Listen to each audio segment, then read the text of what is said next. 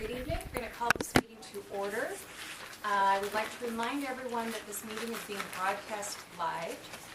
Please be aware that we will also archive the recording for the city records. I would like to remind all attendees to be courteous and to keep all audience and background noise to a minimum. Thank you. Roll call. Dennis? Here. Ron? Here. Deanna? Here. Krista? Here. James? Here. Great. May I have a motion for approval of the agenda? So moved. Second. All in favor? Aye. Those opposed? Motion carries. Okay, so we have, at this point in time, if there's anyone in the audience that is here regarding anything that is not on the agenda, it is your opportunity to speak. Seeing none, we will move on. I'm going to move on to approval of the meeting minutes. Do we have a motion from January 18th? I'll move approval. I'll second. All in favor? Aye. I'll abstain. Oh, thank you. Motion carries. Now we are on to item number 6, which is the consideration of a motion to recommend approval of amended site plan for Lakeside Fellowship Church. Go ahead.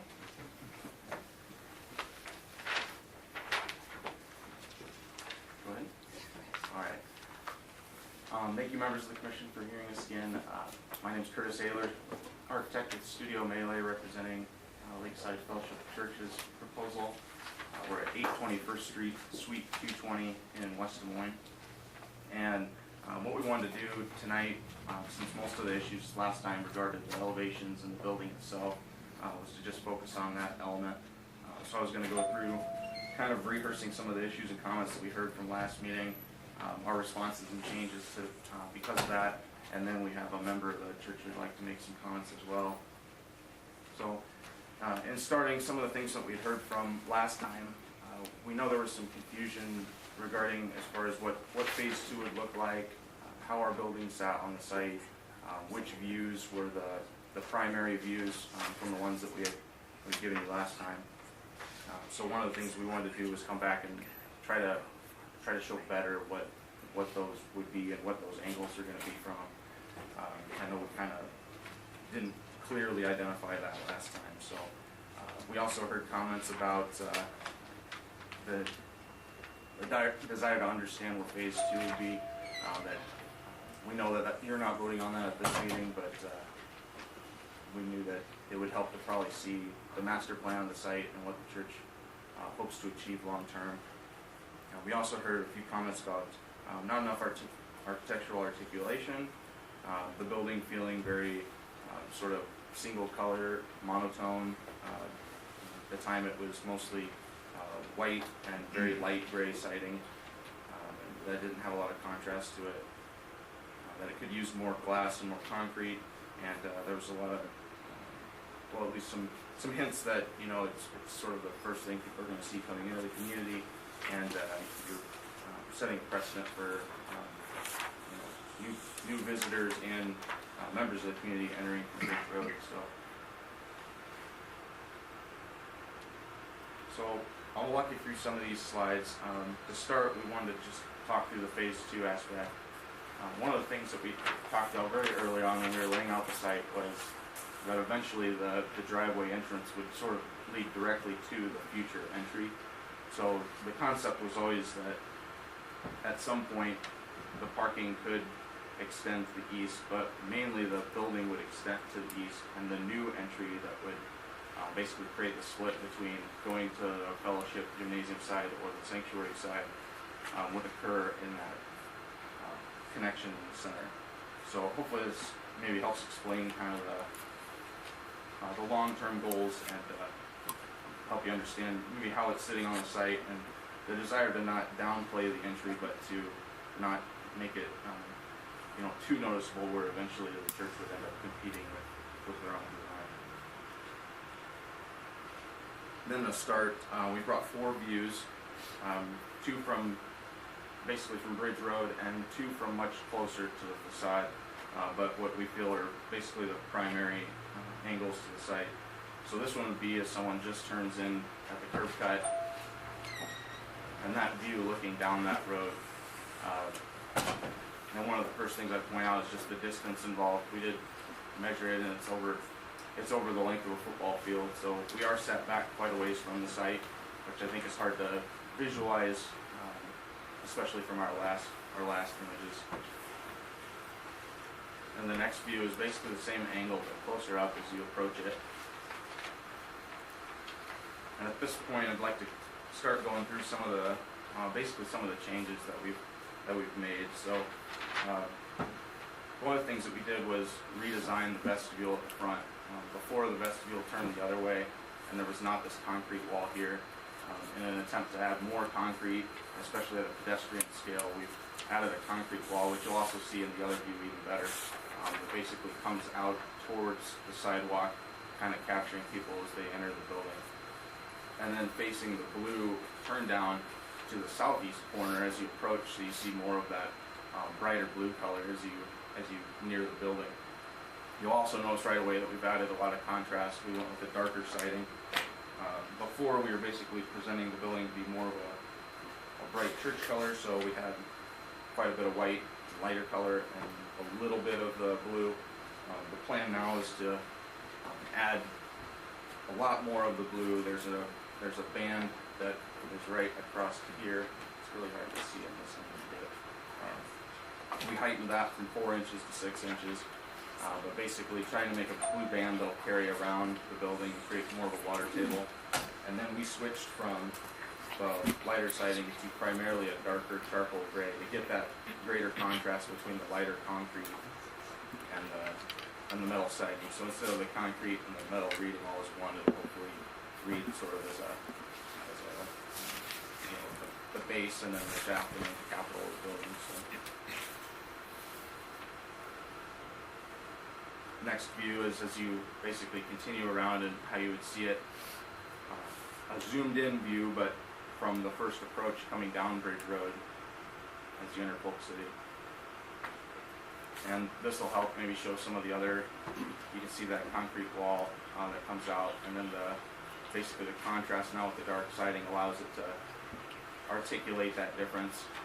All the trims around the windows would be that darker siding, but we'd still have what would be this sort of medium gray between the windows to help emphasize sort of a vertical band and help it not feel so much like a horizontal building.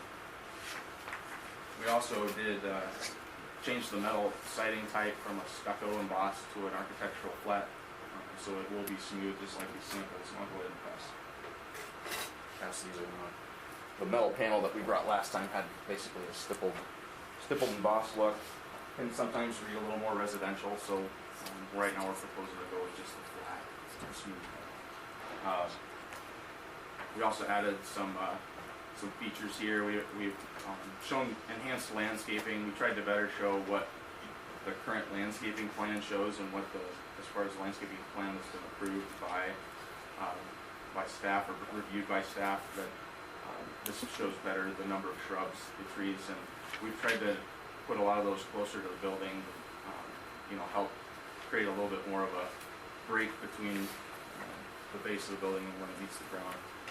And then we've also redesigned the cross so that it's actually Lakeside's logo, so it won't be just kind of a stick cross, but it'll be a little more curved, and it'll have the sort of hoop to the horizontal member that you see in their design. We also have overhangs on the 3 primary facades. We'll have a 6 to 8 inch overhang on this side, 3'6" on this side, and 3'6" on the other side. So all of the views, east, west, and south, will have overhangs. We've turned the windows right here that were closer to they were on the east face. We've turned them to the south face, so they take away some more of that. There's kind of a big area of metal siding that was here before, and we've tried to break that up with some windows. And then we switched this to a larger piece of 3 windows, whereas before this was the only big window up there. So we've tried to add more glass, add more concrete, get rid of some more of that metal siding. One of the other things we want to talk about is the metal, or the concrete. I think last time, when we were discussing it, I don't know if I did a very good job of explaining the material and the intent behind it. The idea of this is to pour a monolithic pour and then come back and sandblast it. So I know in a lot of the renderings and in the elevations, you see a lot of vertical lines in it, which would be the formwork. The idea is to smooth that out and sandblast it so it would all be one face and not have that panelized look that you sometimes get within that building. And then the last thing, I guess I should go back to the previous view, but we did have an exterior stair that was over here, and we tried to do a better job of integrating that and also hugging it closer to the building before it actually had a turn in it, so there was a landing, and I think it would have felt a little clunky. Now it's just a straight run, and it's tighter to the building, so it should hide a little better. And then the last view would be basically as you're coming down Bridge Road, entering town, how you'd see it. So I think this might help emphasize that roof plane better. I know some of the renderings before you couldn't see the roof slope, but it does slope 8 feet from one end to the other, and I think you'll really catch that coming into town.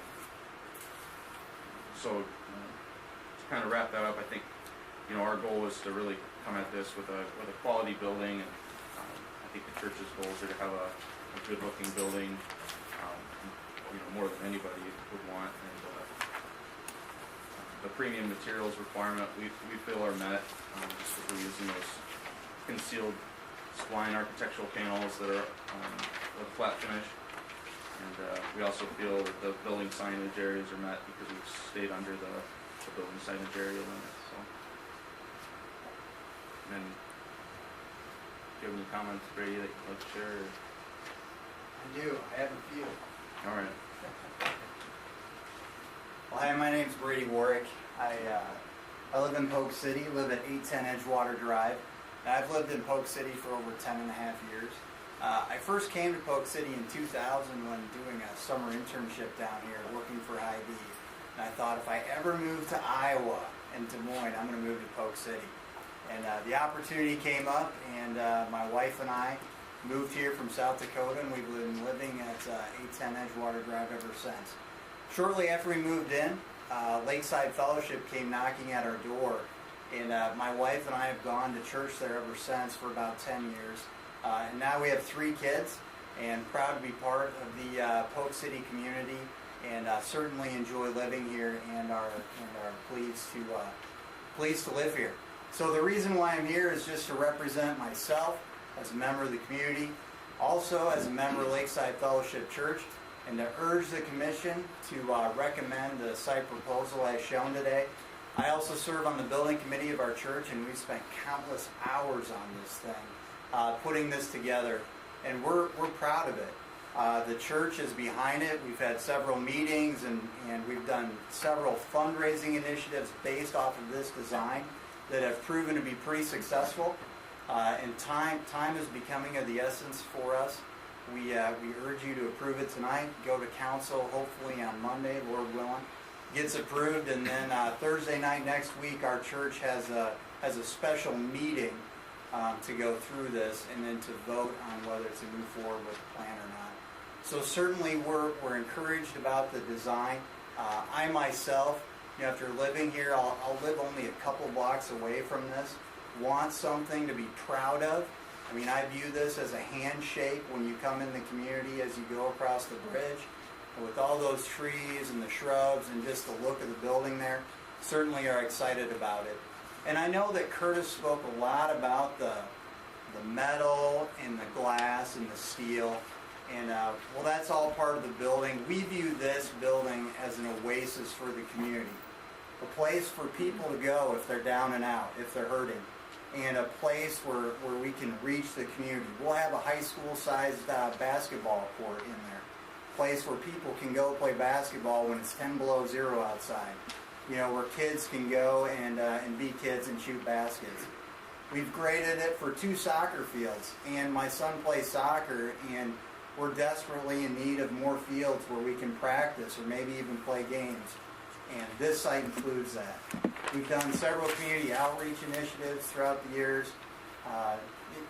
Movie night, the place would definitely be a place that the community could be call home and be proud of, and provide an oasis for people to go and to really enjoy that. So just again, as myself, speaking as a member of Lakeside Church and as a member of the community, urge the commission to approve the site as shown. Thanks. Thank you. That's all we have.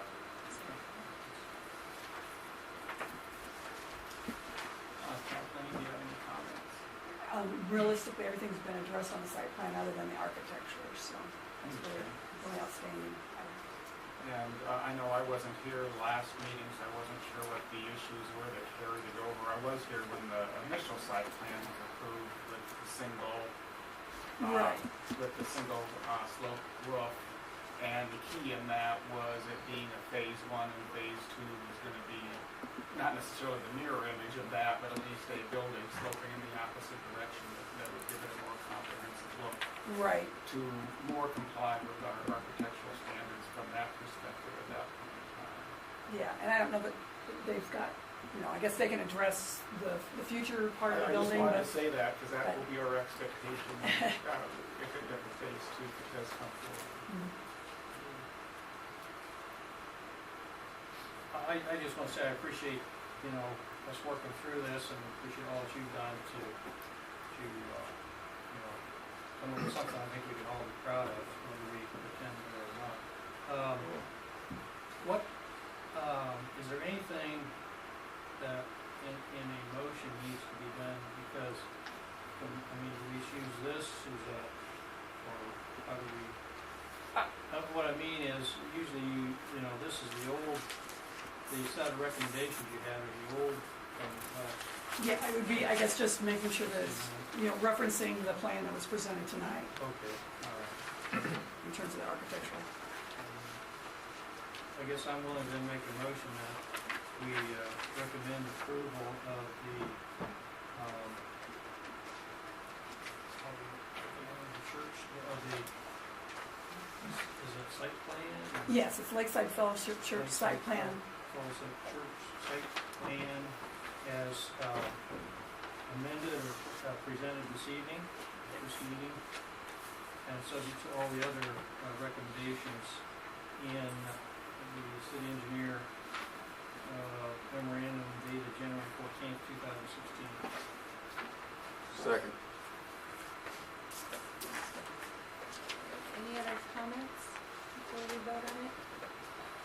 I too would like to thank you guys going back and taking to heart what we recommended and suggested.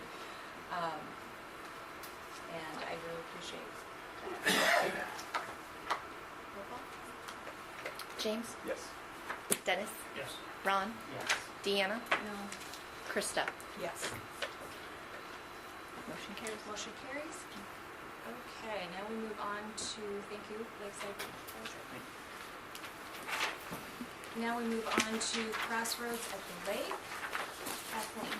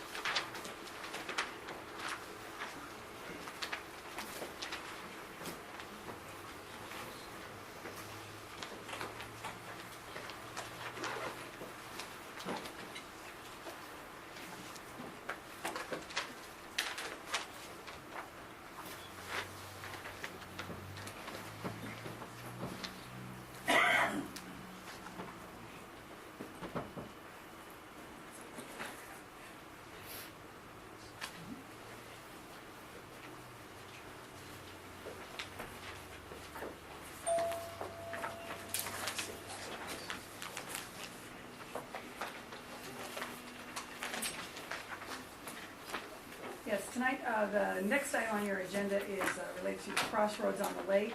Essentially, it's kind of a two-part vote on this project, but we're going to kind of discuss it as one whole. The first part is rezoning of 4 acres from R1 to C2 commercial, and the second part of that is to rezone, a proposed rezoning from R1, R2R, R3R to PUD. And just, I guess, to get everybody kind of acquainted with where we are, the crossroads on the lake property is this one right in here. This is the corner of West Bridge and South 3rd. So Casey sits at this, sorry, boy, I shake a lot when it gets that far away. Casey sits here. This is the old part of the town. The square is here. So this is Grimes Street coming down this direction.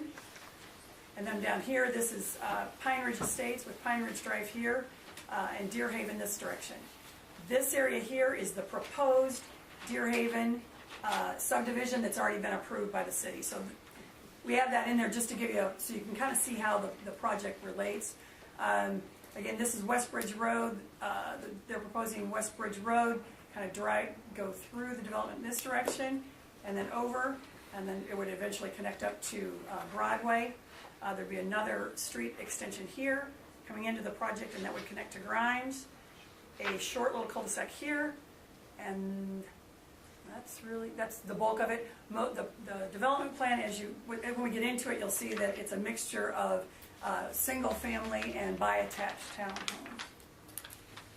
The proposed commercial rezoning, actually I guess I should back up. This part right in here is that already zoned commercial, so the commercial rezoning is south of the extension of West Bridge Road down all the way down to Pine Ridge. The rest of the property would be rezoned to PUD.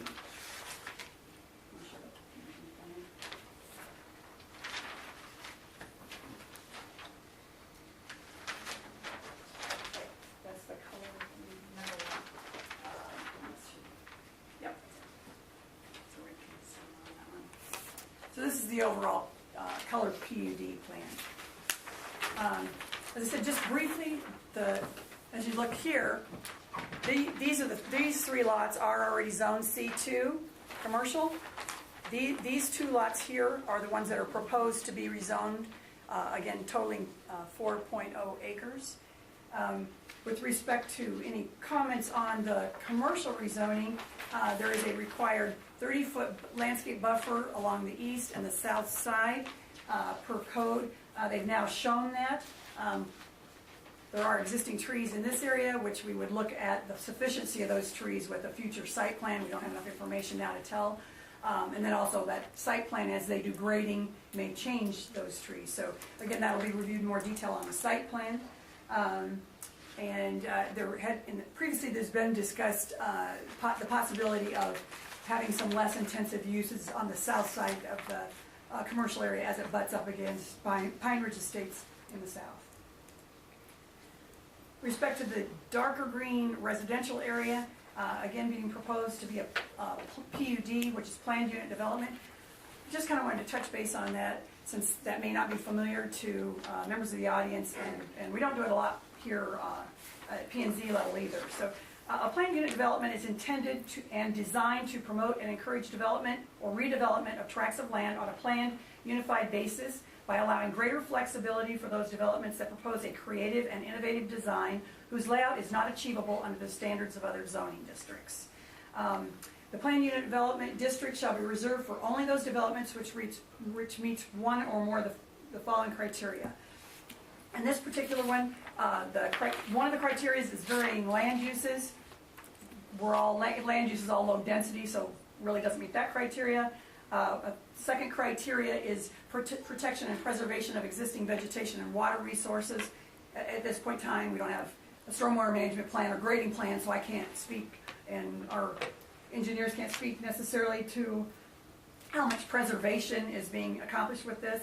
Also, architectural compatibility, and they're not proposing compatibility between the structures or with any of the commercial developments. So that falls on the purpose for this PUD is developments which encourage a more efficient use of land through the incorporation of public-private spaces or uses which enhance the community at large.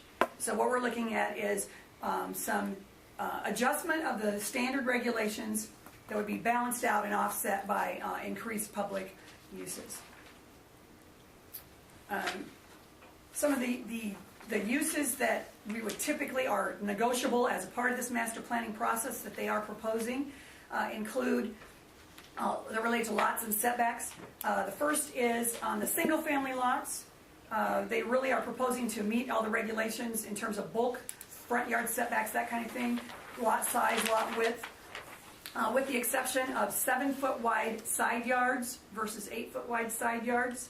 And they are also proposing, they're proposing to keep the 30-foot wide or 30-foot deep front yard setbacks. However, those setbacks will have to vary because at the standard 30-foot setback, there's many of the lots that don't meet it there. So those homes will have to be set back farther in the lot in order to meet the required lot width of 65 feet.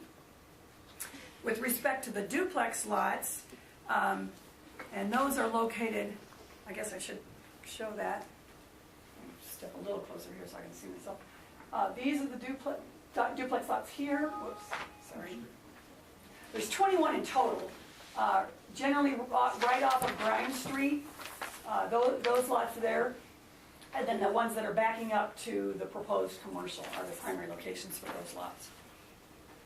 And they're essentially following the R2 zoning with the exception of they would only have 75 feet wide lots as opposed to 85 feet.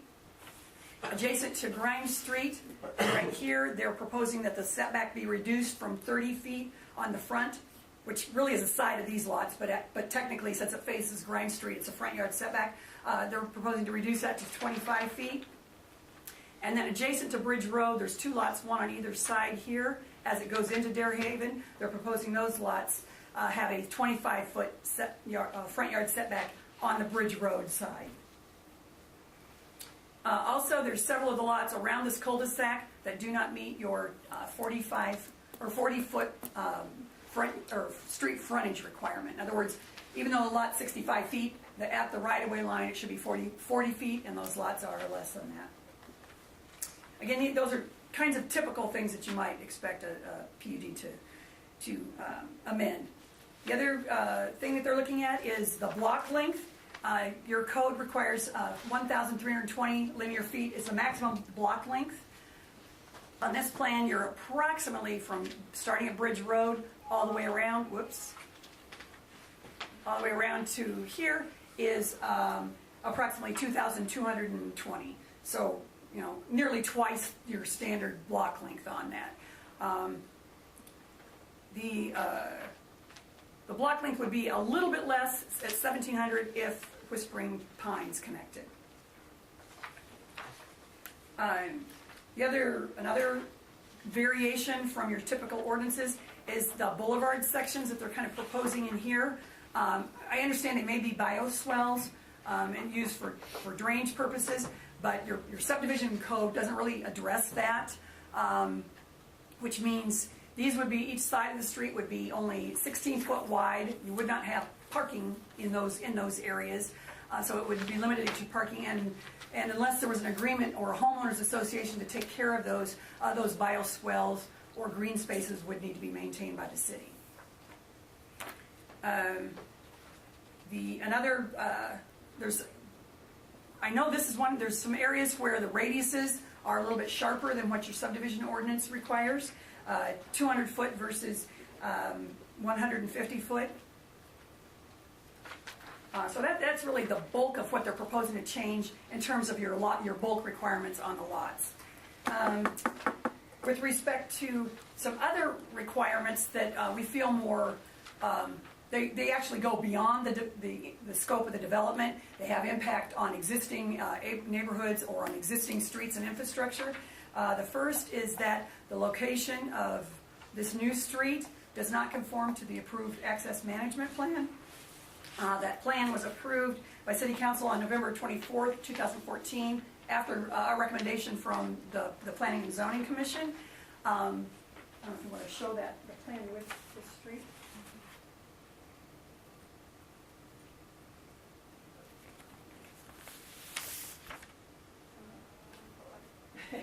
Just a second. There you go. Just as a refresher, this may, as you see this may look familiar to you. But the requirement for this particular project from that access management plan is that access would be directly across from the joint access drive into the Polk City Professional Building, which is where like Snap Fitness is and that kind of thing. Or the other option is across from single-family residential, happens to be Bertelson's driveway in this location.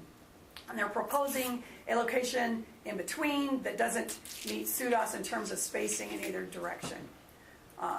Laura Lamberti, I have numerous engineers here because of some of the questions that seem to be outstanding. So if there's any detailed questions, they're certainly here to address those. But again, okay, there is no, between this intersection and those joint accesses, SUDAS wouldn't allow another access spacing without violating the SUDAS requirements and your own access management plan. So that's the first significant issue. Then go back to the second is Whispering Pines does not connect. That is in accordance with your subdivision ordinance. Anytime there is a street that's supposed to be extended, the subdivision ordinance requires that street to be connected, similar to what was required in Deer Haven. That was discussed with the developer. Now that could be amended if there was a way to mitigate that, but at this point in time we don't have any mitigation plan from the developer in terms of either having property owners on either side that would be willing to have that street be vacated and they would take over ownership, so the city did not have to maintain a short dead-end street forever at this point, or a way to install some kind of a cul-de-sac so that they could turn snowplows around for maintenance purposes. And at this point in time, we don't have any kind of a mitigation plan for cutting that off. So staff's still recommending that street be connected without having any appropriate mitigation. Another item I'm kind of trying to hit on the high points here is just some responses from the developers engineers indicated that they don't believe that the city has any say over Highway 415 and access management and those kinds of things. I guess I'm just pointing out to you in conversations with the DOT and based on the jurisdictional agreement, the city does have joint jurisdiction on Highway 415 and has input into that. And kind of in a related thing, the city council had authorized or signed a contract with Snyder and Associates regarding a study at that intersection, along with a couple other intersections outside of town. And Justin Jackson's here to, if there's any questions related to that. But the long story short was with the DOT planning an overlay project on 415. We wanted to make sure that that overlay project would be compatible with this intersection. Justin evaluated the signal warrants for a future traffic signal at that location, and I guess the preliminary determination is that it would meet at about 50% development of this and Deer Haven. At that, or approximately that point, it would meet the warrant for a traffic signal. And then there was, based on his study, there was no need for a right turn lane into this development, but there would be a need for a southbound left turn lane into that development. But again, I'm pointing that out primarily just to make everyone aware that the city does, in fact, have joint jurisdiction over the control over that intersection and Highway 415 as it's in the city.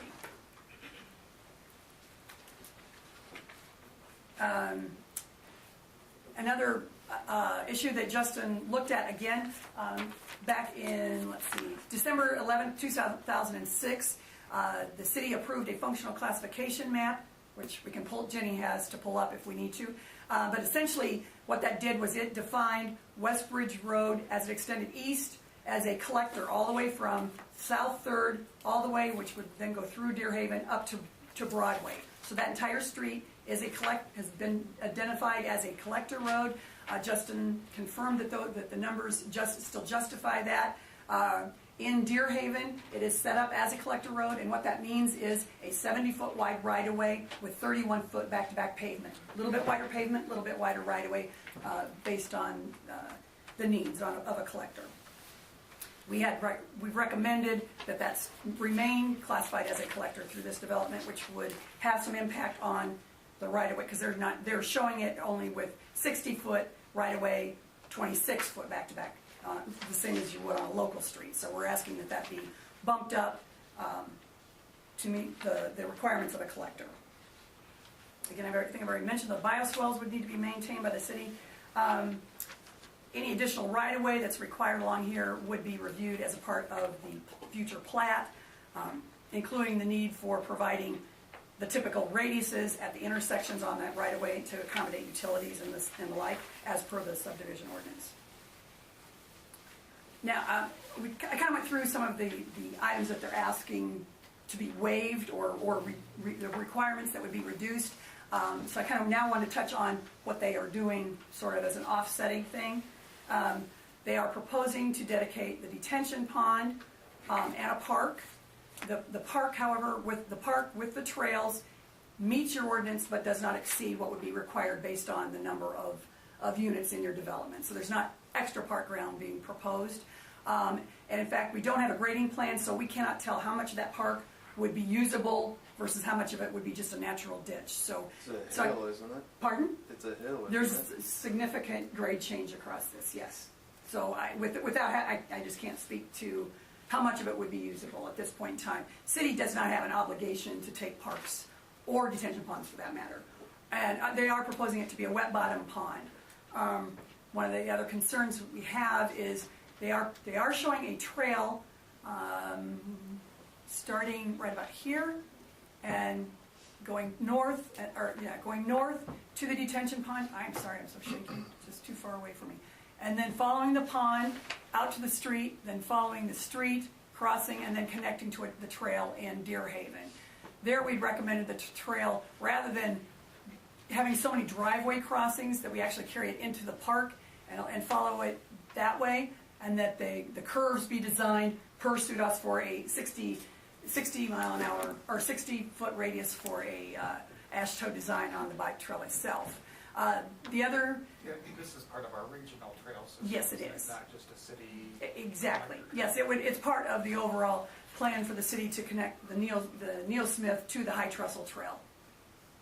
Other pieces of the trail that are not shown is that we would expect as a site plan that there would be a trail on the north side of West Bridge Road, just the same as has been required for the church, and all the developments as you go to the west, and that would also be a trail in this area so that it would extend down to the south side drive crossing. Neither one of those trails has been shown on the plan as yet, but that would be the intention, that not that they would necessarily have to go in with the development, but that they would go in as part of a future site plan.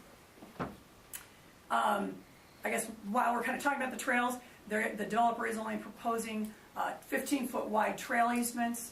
Per policy, the council discussion, the recommendation has been that that trails are always trail easements are always at least 20-foot wide to give you some flexibility and a ability to maintain. That's particularly important with a pond in this area where there is a sanitary sewer as well that would need to be maintained to be able to have access there. In other words, we don't want to have, it's not our recommendation at least, that the city would accept a park and a pond without easements that are sufficiently wide that would allow the city to be able to maintain those areas. And again, the city, there's no requirement that the city take the wet bottom pond or take a park if it doesn't provide some usable area that it benefits the area as a whole and the region. So, and I guess really that's the other. They've mentioned that the trails would be constructed by the city. I mean, at this point, that's what they're proposing. That would be up to council to make that decision. And they're also showing a maintenance, or a sign that would be a subdivision sign on the back of these lots. They're not proposing a homeowners association, so that sign would fall just to that one lot owner to maintain it. And that's kind of, I guess, my comments just in a nutshell. If you have any questions before we let the developer's engineer make the presentation. I guess just to clarify, we have these comments do represent comments from the city administrator, public works director, and multiple engineers from our firm. We've given them to the developer and the developer's engineer. They've, as I guess is their right. They are asking for the opportunity to come in front of you to I guess get a different outcome from what we've recommended. The planned unit development could have included the commercial property as well, right? Absolutely. The developer, if it had, the first concept did include the commercial, but then when I'd asked for architectural character, building locations, general, those kinds of things, they did not feel they had enough information at this point in time, so they chose to pull the commercial out of the PUD. So as it stands right now, I mean, those are just individual pad lots. I mean, you could look at them further as they platted, because obviously they would have to plat before going to a site plan. So you could look at, interconnectivity of parking lots and those kinds of things as a part of the platting and site planning process. But it's not part of their proposal at this point in time.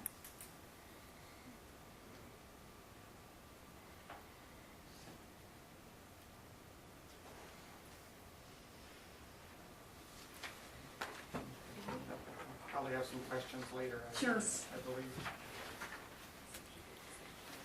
HDMI.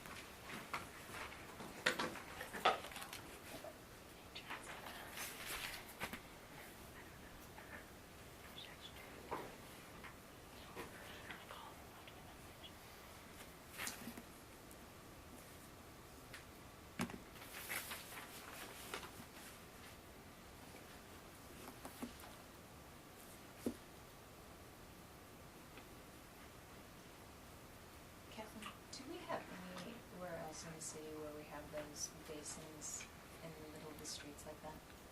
Not that I'm aware of. And how does city maintenance feel about that? And the ambulances and the trucks? There are some curves, and we said we'd kind of let them know that they would have to be designed. We'll have to look at like auto turn templates and those kinds of things to make sure that they accommodate, because we don't at this point know if what they've shown works. And honestly, at this point, in terms of maintenance, they've indicated they'd be bioswales. I can't tell you what kind of vegetation, if they would be lawn, if they're proposing some kind of more of a native type grass that would be more absorbing in terms of stormwater, but they would have different maintenance requirements, so we don't, at this point, have enough information. Okay, thank you. Mike Shamsey with Landmark Engineering Group and representing the developer, Bill Kimberly Development. I have a short video that's going to take you through the project. I wish I would have got to show you a lot of things before Kathleen went through her presentation, because then you could relate to really where the townhomes are and the single family. But I'll start this short video and I'll just walk you through it.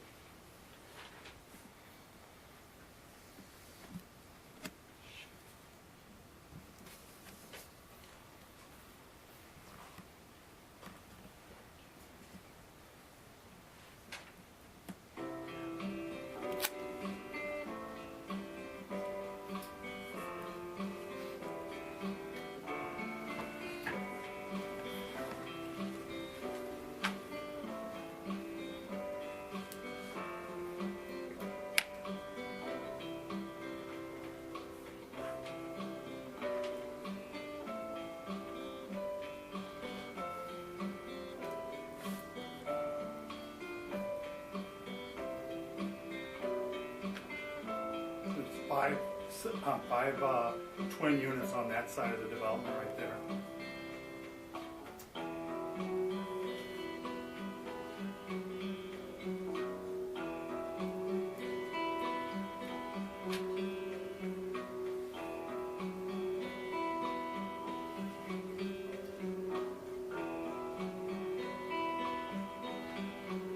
The remaining 16 are up on the right-hand side, which will be the northeasterly side of the development for the twin homes.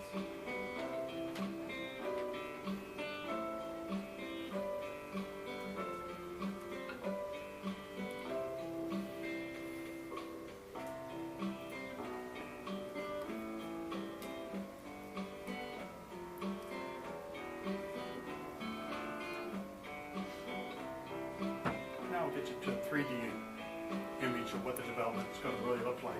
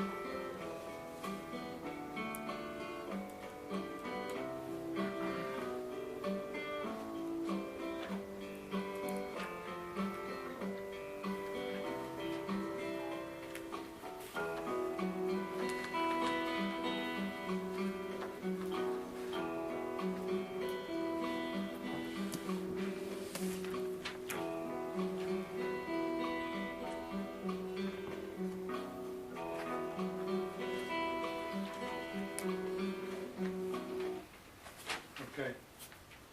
Thank you for letting me show the video so you get a better idea of what the development's going to look like in 3D. Landmark Engineering linked up with Rick Harrison out of Minneapolis, Minnesota, and Land Mentor Design. And our subdivision designs are totally different than what you normally experience with typical grid patterns. Rick Harrison, who is the father and author of the Land Mentor software, has done subdivisions in 48 states and 18 countries, over 1,000 subdivisions under his belt, more than 1,000. And I've been working with Rick for 2 years, and so our subdivision designs are not typical. They do push the envelope, and we do try to look at, no, we do look at, not try, we do look at the end user, what the homeowner's going to experience, because that's our ultimate goal, is to satisfy the homeowner, because every home typically sells on an average of every 7 years, and on a family of 4, over 50, 70, 80 years, you impact a lot of people. So we look at how the homes are going to lay out, what the views are going to be, what's it going to be as a lifestyle, not just a grid type system and popping a bunch of homes on there. So with respect to our PUD proposal, we are asking for some variances from the typical subdivision. We are asking for the 7-foot side back on the single-family homes. I provided a chart on the single-family homes. We average 11.2 feet on the setback or greater when you average the front and rear setbacks. We have a few that are under your 8, but the majority of them are over. We meet all the 30-foot front yards. We meet all the 35-foot rear yards. Yes, we are meandering the building setback line, and it does qualify us to get the 65-foot at building setback, but we don't want subdivisions with all our houses all lined up. That's where we meander our building setback lines. With respect to the twin homes, we are requesting 6 foot, but on the average, we're at 12 foot to 15 foot. We do have a few that are just slightly under 6 foot at one corner, but then it diverges, and so it grows as it goes to the back or vice versa. We meet the 30-foot front yard, 35-foot rear yard, and 75-foot wide at the lot width on the twin homes. We are asking for the variance on the side yard setback with respect to Grimes and Bridge at 25 foot versus 30 foot. Whispering Pines, not extending that street. We have talked with one of the residents who's here at 910 Roads, and he does not want to extend it. So that would be a detail that have to be worked out with the city, how the vacation of a portion of that right of way, what's going to happen there. But we have conversed with Tim at the direction of the city manager. We were told that if Tim was agreeable to it, then it probably could be done. The issue on trail right of way, your ordinance doesn't, you have no ordinance on trail right of way to begin with that we could find. If it's in the ordinance someplace, I'd like to be advised of it, but we're proposing 15-foot right of way.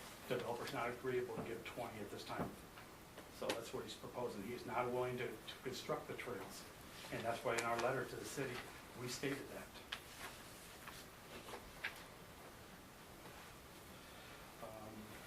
Yes, we have been working with IDOT, and the Iowa DOT representative told us they have control of it. We don't care who has control. Just tell us what the intersection improvements are going to be. IDOT says they're going to permit it. If the city's involved, we don't care. But we just want to get that issue resolved and then go on down the road on that. We do oppose the 70-foot collector and a 70-foot right-of-way and a collector roadway through a residential development. We want to keep the streets narrow. We want to slow the traffic down. Families going to be living there. We don't want traffic racing through. And hence our curvilinear streets to keep the traffic from racing through there. Sign location, Kathleen brought that up. Now we can move the sign location to the commercial side, or that could be worked out if it's within the easement or something, just hasn't been addressed yet. Again, the trails along South 3rd Street or West Bridge. Developer's not willing to construct those trails. We have to show them on our plan, that's fine. But at the latest meetings we had with the developer, Kathleen, and developer's daughter and Gary, he is not willing to construct those trails at this point. Other issues with respect to our design, we're still in the planning stage. We're not in the final design stage where we'd have a grading plan, utility plan stuff. We're not even that far down the road. So there's no way I can answer those questions that have been brought up as far as what part of the park's going to be usable, what's not. We did have a previous plan. We did meet with Ken, the local arborist on the site, and under that previous plan, we're going to save a lot of trees. And after a meeting with the city, Kathleen, city manager Kathleen, the multifamily was scrapped, and then we redesigned the subdivision, and we took it from 98 housing units and 90 apartments to 125 housing units, and it adversely impacted the forested areas. So I can pretty much say that we're not going to be saving as much forested area as we previously had thought, and the likelihood is that parkland area will be totally graded.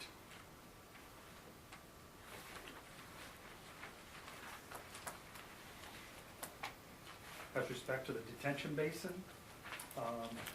it was discussed with the city that there's drainage problems on the opposite side of Highway 415, which then continue on down through our property to, I guess it was Pine Ridge or over by Tim Rhodes' house. And that was the reason to increase the detention basin and go to a regional basin. And that's why we're gonna dedicate that to the city. It's gonna have a lot of capacity. It's gonna hold the water and alleviate the flooding down gradient.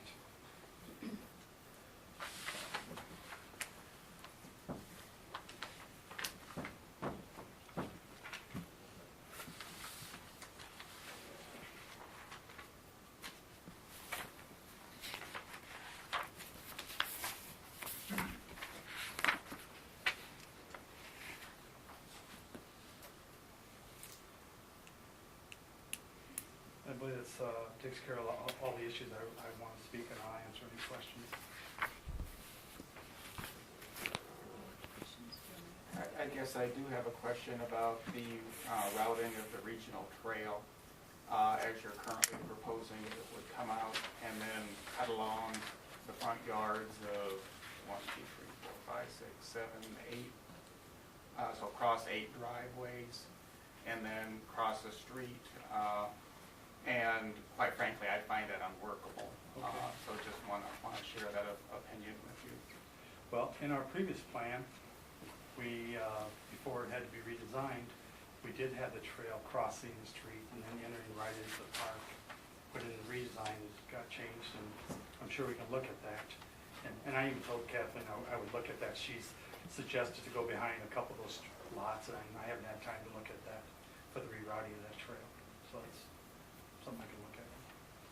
And also, I think it's worth mentioning that, Polk City has quite a few builders in town now and developers in town now.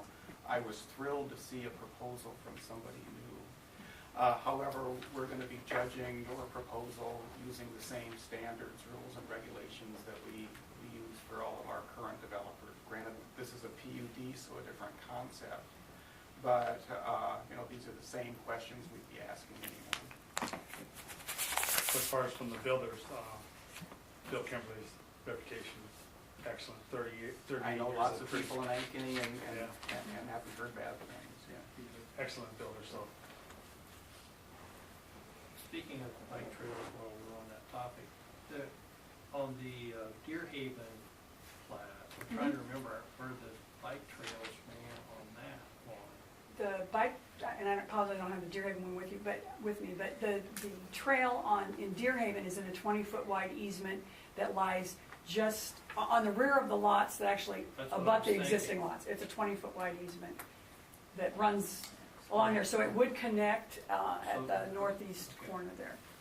All right, and then come back behind those, come up. Yeah, so it would cross those streets, but it would not have to cross any driveways in Deer Haven.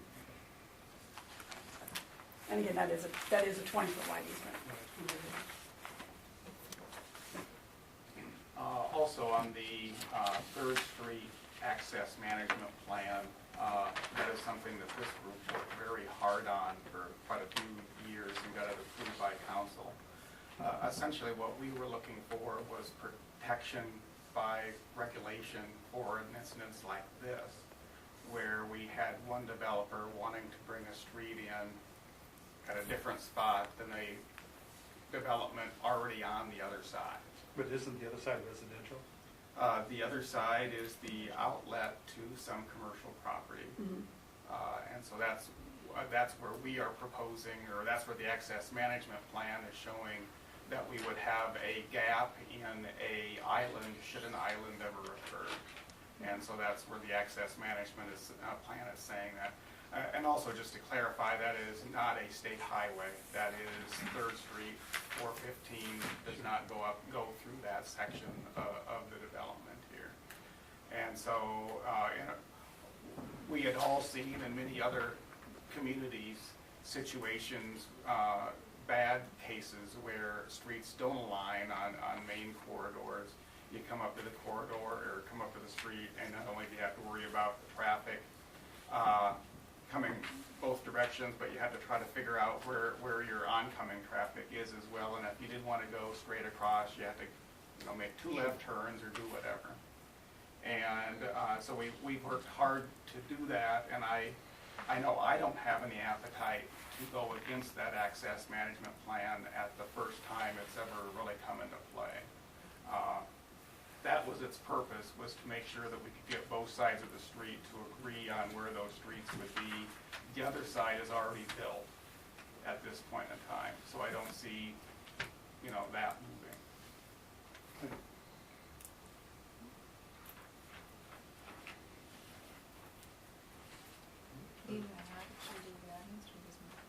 Well, I have some questions. So, what we got here is basically streets and lots. And so how are these houses gonna get built? Or like, they're just, like an individual is gonna buy a lot and build a house? Basically, is that how it's gonna work, or? Our plan uses Kimberly Development's homes. Right. So that is the models they're proposing on those lots, and they will sell the lots to a prospective Some- buyer, and they'll do a custom build for them, or if a builder comes along, wants to buy a lot, I'm sure they'll sell A it. typical development. On the duplexes, how will that work? The developer's gonna build those. But, well, like, one person buys the lot, builds the house, and rents the other one out, No. or how's it gonna work? He will be building those and selling them individually, So, the developer. He'll build both units together and then sell them separately. all right, A zero lot line type deal. okay. So, will there be any kind of requirements for and how, taking care of those houses, the duplexes? I'm concerned about the duplexes. Well, I'm sure the covenants and restrictions will be over the single family and the twin homes collectively. There won't be any different standards, so to speak. They're both gonna have But rules. I'm sure that if someone wanted to build both units, you'd certainly do it for them, I'm sure. I right? sure would, sure.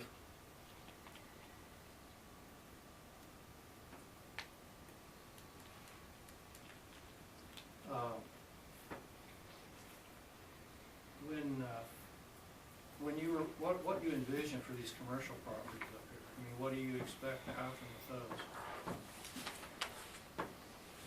He really hasn't even started to market those yet. He has See, the some, last thing I wanna see is 3 or 4 strip malls up there. yeah, I really don't wanna see that up there. We already have that developing on Bridge Road. And I'm concerned about that corner there where the Casey's corner is. You wanna be able to pull up that corner and say, hey, this is kinda cool. And I don't think that this really does that for us here in Polk City. I was hoping to see something like what you see in that area, maybe west of, that City Cafe area west of the Hy-Vee over on Ora Labor. That's a nice little thing where you feel comfortable and you can pull into that, and you've got a nice little area there. I mean, that's certainly not what this will turn in, have an opportunity to be. Given the depth of the lot. Yeah, and it just, at 250 feet, that's not deep enough for something like that to happen. I can't speak to what is, because there's really nothing planned there. He's had some interest, but everything that has come forward so far has been pretty much professional type use, whether it be office or some type of professional service. Hasn't been any large scale retail.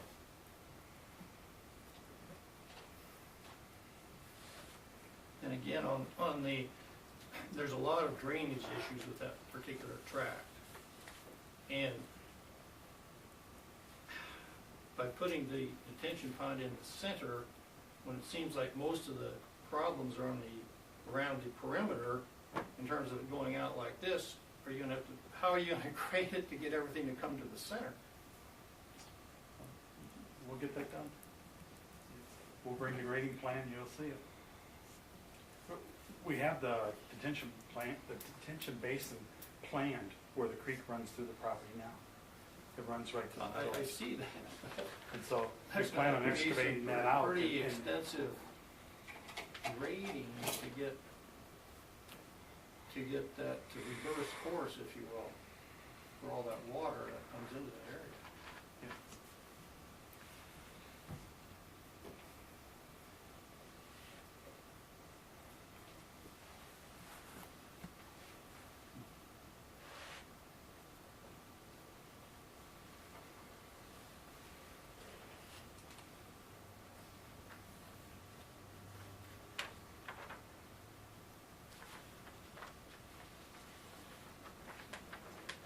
just would like to bring up the issue on the Whispering Pine Avenue.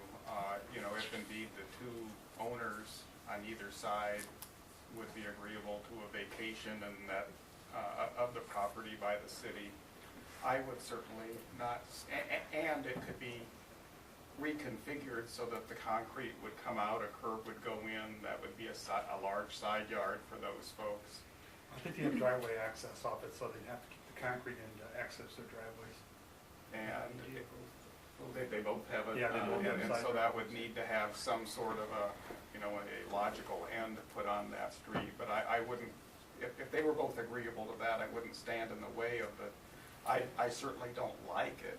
I like the connectivity and the transportation access that provides. That neighborhood back in there needs better access to Highway 415. It's congested how they weave there now.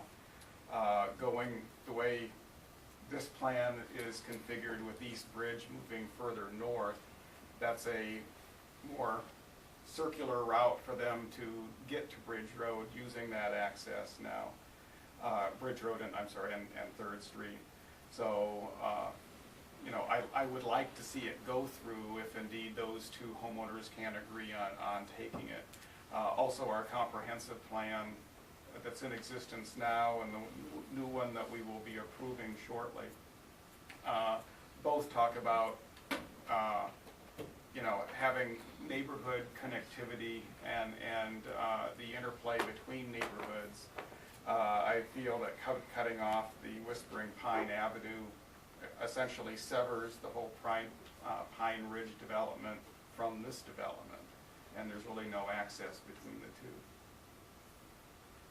So just a short distance down there is, because we're connected to Deer Haven. Oh, Yes, just 300 feet away. So it go up to Deer Haven and back down. But like I'm curious to see what those two homeowners say.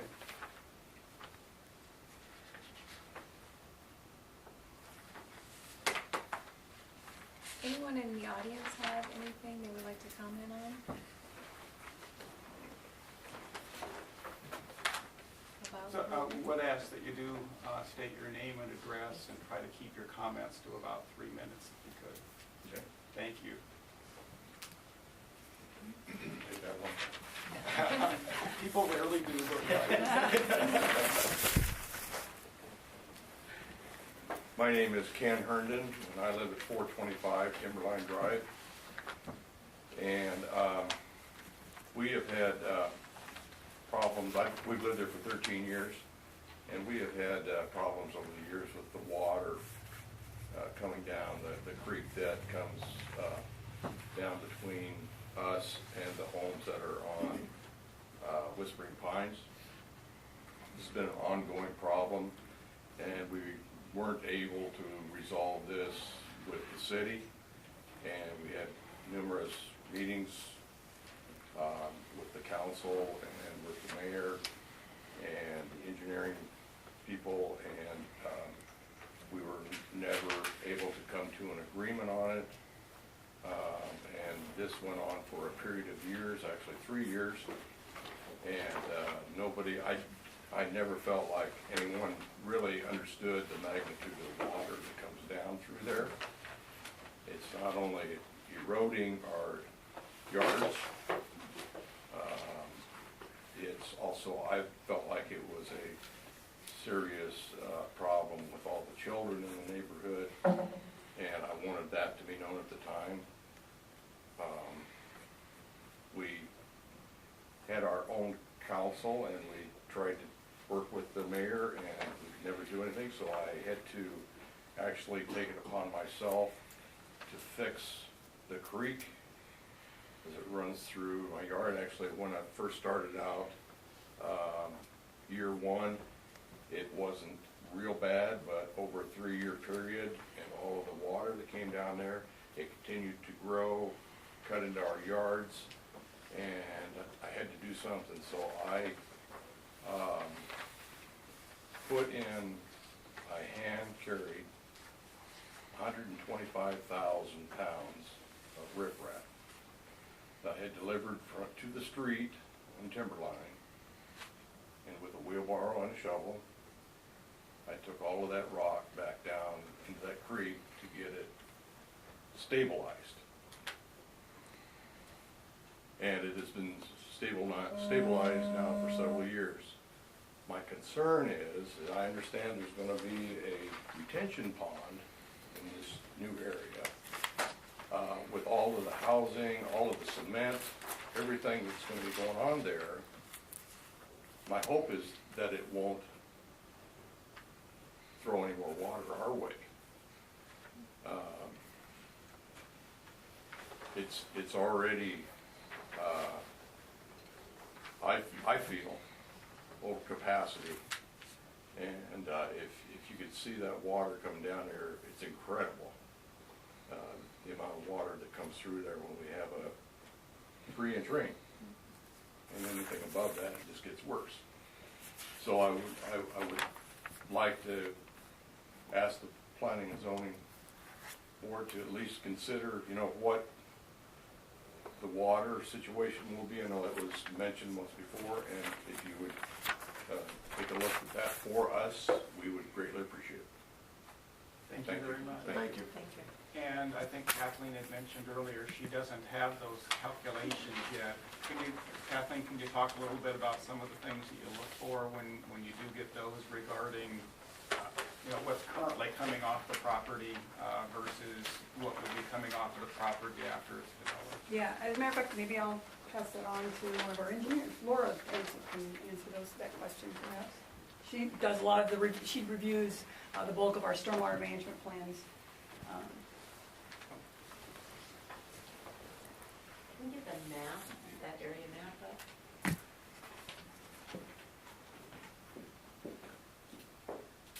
up? Laura Lamberty with Snyder and Associates.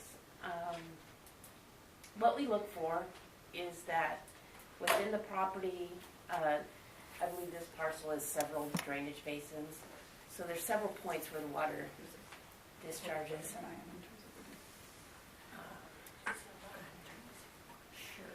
Or actually the one that shows it overall. Yeah. So right in here, right now, there is water that comes through into this pond. So some of this water is coming this way and draining up through here as well. This drainage basin is rather large, and that's what everybody's talking about, with how much water comes through this way into this drainage out here. And what we look for is that for the same size of storm, pre-development and post-development, that we're matching the rate of discharge, the flow quantity, and the velocity of the water. So for each discharge point, those things need to be matched. And while we haven't had any calculations at this point, and it's hard to tell, what we see is that all of the detention is occurring up here, and so I'm not really sure how this water or that water would be detained or mitigated as it discharges. And then this would be what we would call an online detention pond, which is capturing all the flow upstream and mitigating it, but it makes it pretty hard to match flow rates because you're not passing through the water. It's just a little more difficult to mimic what we would normally do for a subdivision. If this was a regional detention basin, then it could provide overall benefits to the region, but still have localized drainage issues that would need to be addressed. Does that answer your question as to what we look for?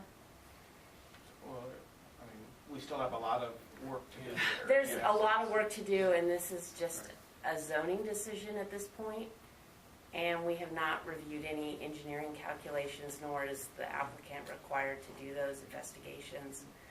But the whole plan would need to be prepared, not only considering the city's drainage requirements, but all of the traffic requirements and engineering requirements that we normally have, including utilities, which would be part of the reason that we usually do these street connections, because they are utility corridors as well, and drainage corridors, as well as being traffic corridors and pedestrian corridors. Well, I think just comparing this to the church property that we have approved, there's a good number of detention ponds just on that one property to manage that. And this is a much bigger project in drainage issues, and with that one pond in the middle, I'm not sure that, I mean, it just seems like there's gonna have to be some other stuff around the perimeter to Yeah, I would deal suspect with that. I would suspect that's gonna be the case because of the multiple. Plus, right now, the water is in multiple drainage areas, with some of it going towards Grimes, and we're not gonna wanna take water out of one basin and put it into another. So that will need to be dealt with. Captain, what basin is the Harvey property in that you guys want to route over to the proposed basin? We haven't looked at that. That's just an option. We're trying to figure out a way to drain the Harvey property, but we haven't really gotten into how that would occur.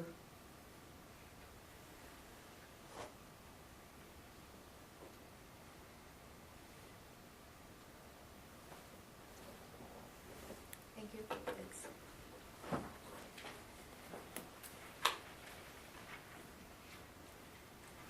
Any other comments? Hi, my name's Sandy Noble. I live at 211 West Pine Ridge Drive, and I've been a citizen of Polk City for the past 16 years. My concerns are truly around the commercial property, because that's my backyard. And I think, I was glad to hear that you brought up raised some questions about it. My concerns are basically, what might end up back there. I mean, we have everything from just the aesthetic look of it, to the foot traffic, to lights at night, to whatever it is that might possibly end up there. So I just, it is just a big major thing for me, and I was just hoping that that's one of the things that you guys would take a very serious look at.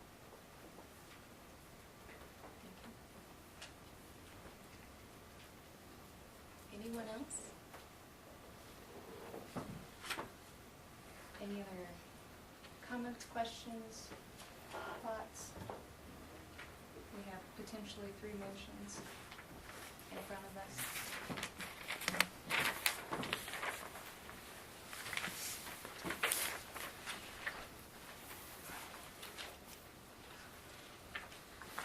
First of all, I do want to say a little something to the lady that just spoke.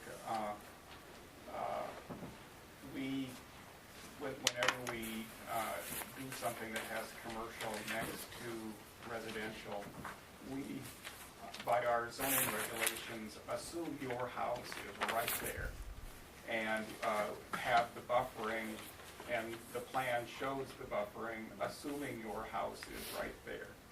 And so we, just because your house isn't as close as some others might be in some other situations, we are assuming your house is going to be right there, and we'll be handling it in that kind of a fashion.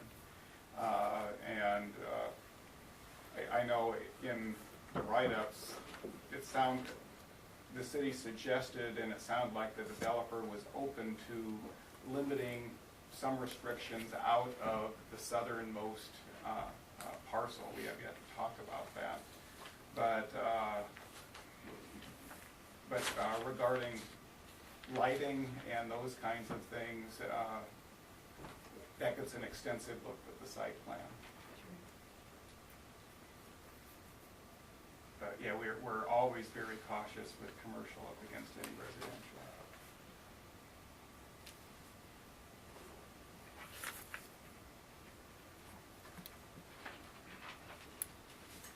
And I guess just some comments, just kind of in general. I guess I still see that we have a lot of open items in the PUD section that I have discomfort with. It seems like whenever we have gone forward with the PUD in the past that has a diagram attached to it, which we require a diagram or to be attached to it, or a concept to be attached to it. It seems like if we don't have the things we want in that diagram, it gets waved in our face later as saying, that was in the concept that we approved. And I'm seeing lots of issues that are still open in the PUD section that cause me a great deal of discomfort.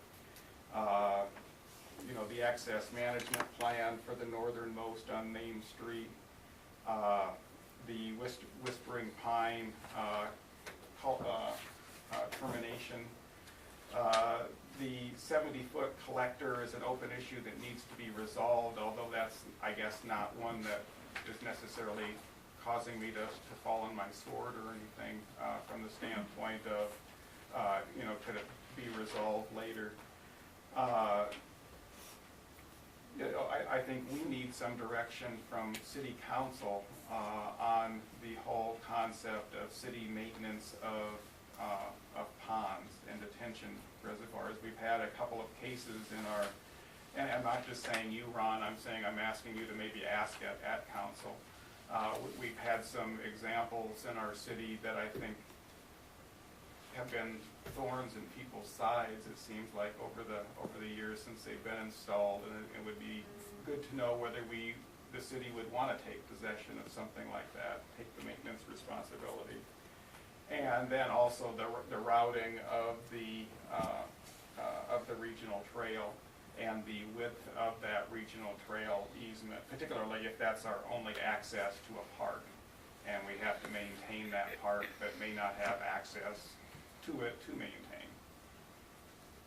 So, like I say, in the PUD section, I have more concerns than could cause me to come to a good resolution. On the commercial section, I certainly have the same concerns as some others on the commission regarding the depth of the project and what kind of development could go there.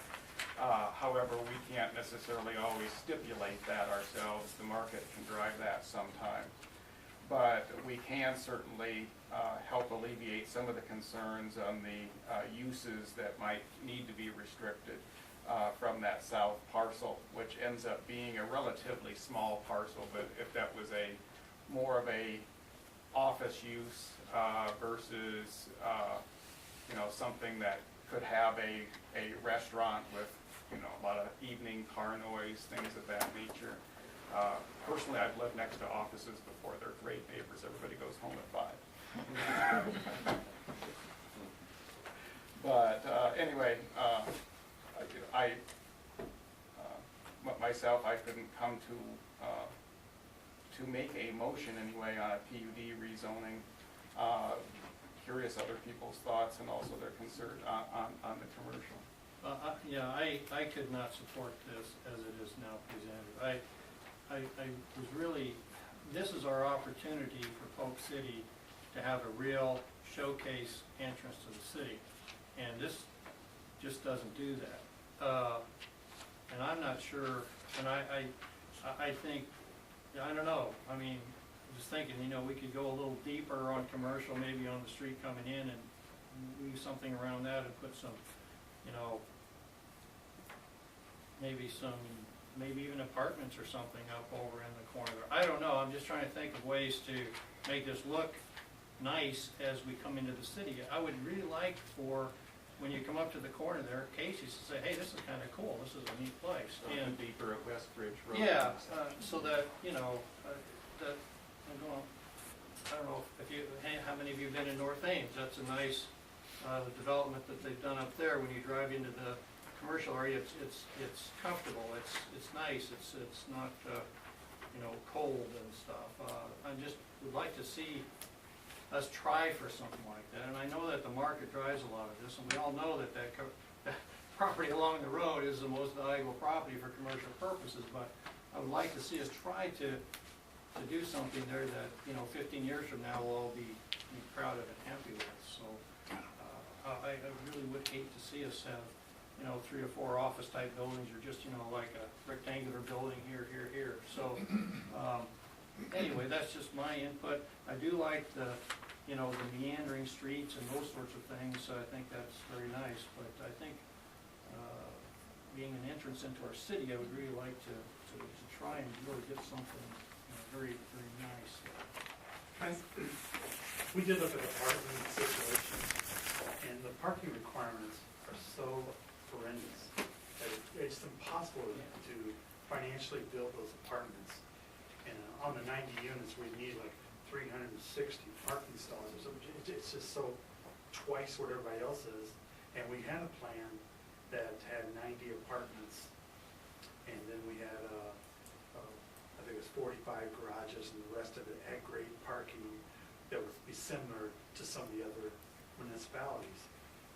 And between Kathleen and Gary, they thought we'd never get something like that approved because of those parking standards. Do you see any relaxation coming up in the parking standards for apartments? I don't know, I don't know if that's something that can be dealt with under a PUD or not. Well, we had it in the PUD, and we were advised to take it out, and that's what, hence the total redesign. We have had this room filled on several occasions over parking issues. And the P&Z is sensitive to it, and as much as we're sensitive to it, council is far more sensitive to it. And so, if you're saying we're off base from where other municipalities are, gee, we could add it to our list of things to look at, but it probably wouldn't be changed with a proposal coming in. Is that a fair way to? Yeah, I mean, we did look at it. If you remember when we were looking at tandem garages, and we did a comparison then of what other communities were, at least at that point, there wasn't any support, I guess, for reducing. It was, I think it was related to, Parker townhomes, I think was when we were looking at it. I said that there was, if anything, there was a discussion about maybe even adding something that would prohibit tandem garages. So certainly it's something you could do, and I agree with Mr. Shamsi in that you do require more parking than the bulk of the metro area. Also, just regarding the PUD area, I've been on P&Z long enough that I think I've seen 4 proposals for this property. And, a lot of those were things being floated by somebody who might have an option to purchase or who knows whatever. But anyway, this was creative and fresh and something new, and do appreciate that. My issues particularly about this plan, obviously the same with the commercial, knowing that we can do commercial with PUD, it would be easier just to do a whole PUD section versus breaking it up, which would also allow you some more flexibility in your creativeness. The access management plan for 3rd Street is very important to us, so lining up with those other streets, that's your plan coming back, at least for my vote, would need it to be lining up. I also have a problem with Whispering Pines. I know that it's not too much farther down, but connecting into Pine Ridge. Deer Haven is another development that's not quite there yet. It'd be really nice to bring them into the mix. So those would be the things that I would look at, and obviously drainage is a huge problem. So for those folks in Pine Ridge, so making sure we don't create further problems. Yeah, I would need to see a stormwater management plan before I could approve anything with this. I agree also. I like the single family and the townhome concept. Looks very inviting, it looks very family friendly, and it's a little bit different, but I think along with the commercial and the water flow, those are important.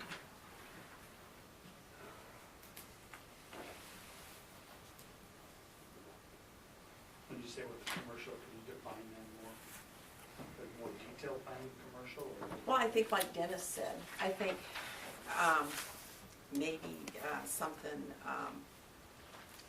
again, I think that single family, the housing looks so inviting and so neighborly. I guess maybe what we want is something neighborly and something that commercial plan. The problem is, Yeah, with a commercial flair. I'm gonna give you false hope if I give you a concept on a commercial building, and then 3 months later, somebody comes in, they wanna build something else, and then you're gonna say, well, that's not what you told us. And with the housing, at least I'm showing you models that Mr. Kimberly builds, so I know those are his houses, because we have done the 3D models of his houses. So I'm not, falsifying anything, I'm showing you exactly what he builds. And for the commercial side, who knows? I know the one person he is talking to, it's gonna be an office building, and I doubt it if Bill's gonna have a lot of direction on what the architecture is exactly gonna look like.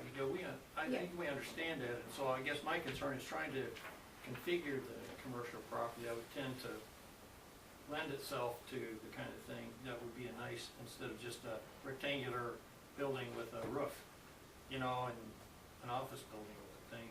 I don't know, I just hate to see us set ourselves up, and I'm afraid if we set this up with just a 250-foot strip of commercial along the road, that's what we're gonna get. I mean, it's just what's gonna happen. Somebody buy a lot and they'll put a building up, and then this guy will build a lot and put a building up, and then who knows what it'll be.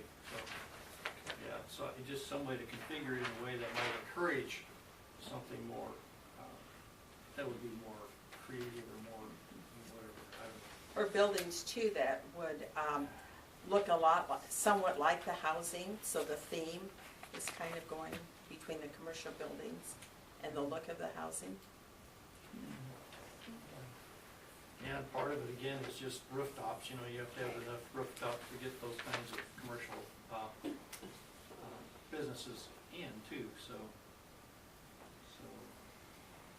I wouldn't expect it to come right away, but if we had the commercial property kind of organized in a way that would encourage it, once we got enough houses, it might happen that way. Who knows? It's a risk.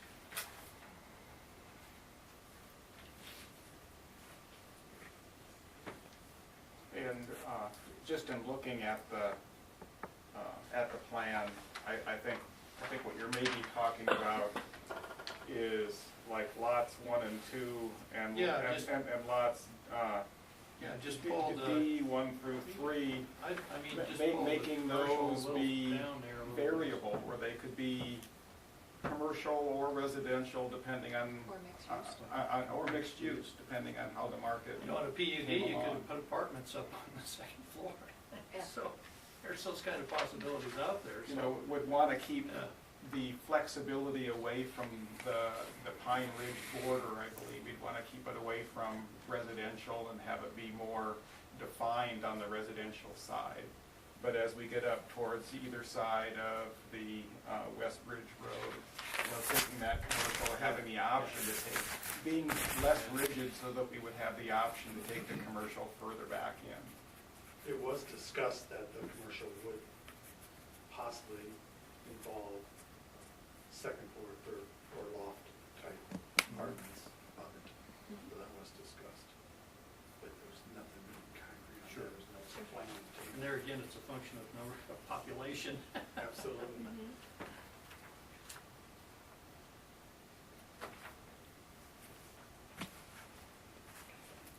So do you have enough feedback from us? Yes, I think we have fun.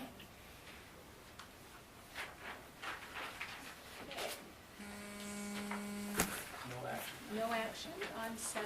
We will move on to number 8, which is the review of the comprehensive plan report. Lee, Thank you, everybody. Thank you. Thank you so much for Thank you. coming. Did you want that on the screen? Did you send anything to us? No, I didn't. Okay.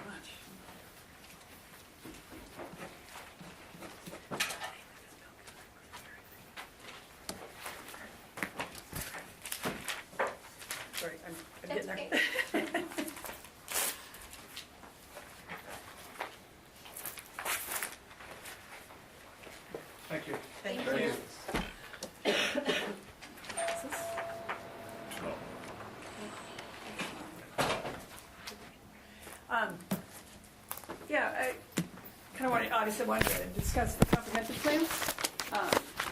What you have, hopefully you got on Thursday or so, was the full text of the document.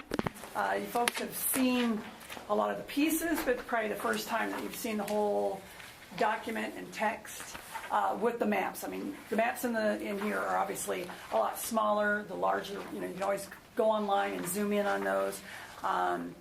But again, it has the full text, draft text, I should say.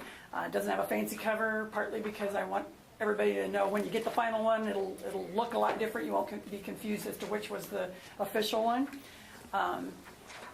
Probably the thing I wanted to focus on tonight, in terms of tonight's discussion, unless you guys have something specific you had questions on or certain sections you wanted to talk about, was the land use section and then the implementation plan.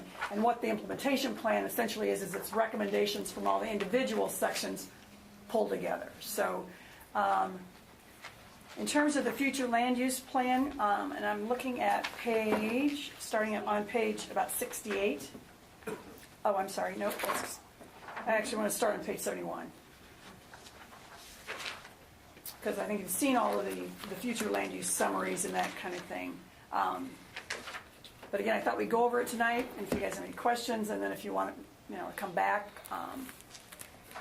next time with specific elements or specific questions, we want to, obviously, we're gearing to the point that we have this move forward to City Council. But in terms of guidelines for future land use, just kind of stepping down to the bullet points. These are kind of some direction that we got based on the input that we've received from you folks and from the online surveys and all kinds of different means for getting the input. The first is to encourage service and retail development. And the idea there is that understanding that the commercial, as we just discussed this evening, that the commercial development follows the residential rooftops. And there is then sometimes a big pressure to rezone those to residential because that's first. That's where the initial dollars are. So part of it there is to encourage a city policy to proactively encourage and attract new small and mid-sized businesses such as retail and office space that enhance the quality of life, and essentially avoiding residential encroachment by rezoning into areas that are designated for commercial purposes. Second bullet point was promoting light industrial uses. Primarily, the focus there in reality is the encouraging those types of business like office warehouse to help even out your tax base so it's not so dependent on residential tax dollars. They're kind of, obviously, the idea is use areas such as the Big Creek Technology Campus being one, but other areas too. So kind of being very proactive in terms of going after those kinds of business. The third bullet point was to encourage a variety of housing options, stating that Polk City's current housing choices include, kind of the high middle to high end prices, and then you've got kind of the lower middle, and maybe trying to find something that bridges that gap as more of an entry level home, so that not everybody who's wanting an entry level home has to look at older homes, that there is some options there. And one way to do that is through a PUD process where you're creating smaller lots. I'm not sure that, quite frankly, like the one you were looking tonight, it was smaller lots. I don't know that it was necessarily any more, but the housing price was lower in this one. But encouraging those types of things and looking at locations for entry-level housing based on the neighborhood that it's around too, so that it is compatible, that you're not necessarily putting entry-level, that there is a compatibility with the existing character of the neighborhood. And encouraging provision of senior housing options. The third is architectural character. Polk City is growing at a rapid rate and should seize the opportunity to do it right. New buildings should be compatible with existing neighborhoods while avoiding cookie-cutter approach that homogenizes the community with surrounding cities. So that you're not looking just like another Ankeny, or not criticizing Ankeny, but that you've got your own unique character. And quality of construction and strength of architectural should be incorporated. And commercial and civic uses adjacent to residential neighborhoods should be designed to reduce the building mass. Your ordinance kind of talks about that, but maybe strengthening that. And then multifamily townhomes and apartments should include architectural details to enhance their character and provide amenities such as decks and other outdoor spaces. We've talked about articulated facades, those kinds of things. The fifth guideline is to promote parks and recreation. With one of Polk City's greatest strengths is proximity to Saylorville Lake and its recreation areas and all the trails, those kinds of things. And they should be designed to promote linkage.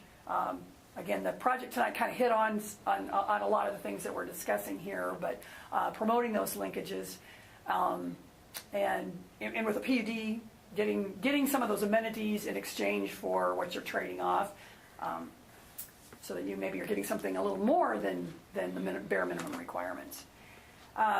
Tree preservation, the city, for 22 years, Polk City's been designated as Tree City USA.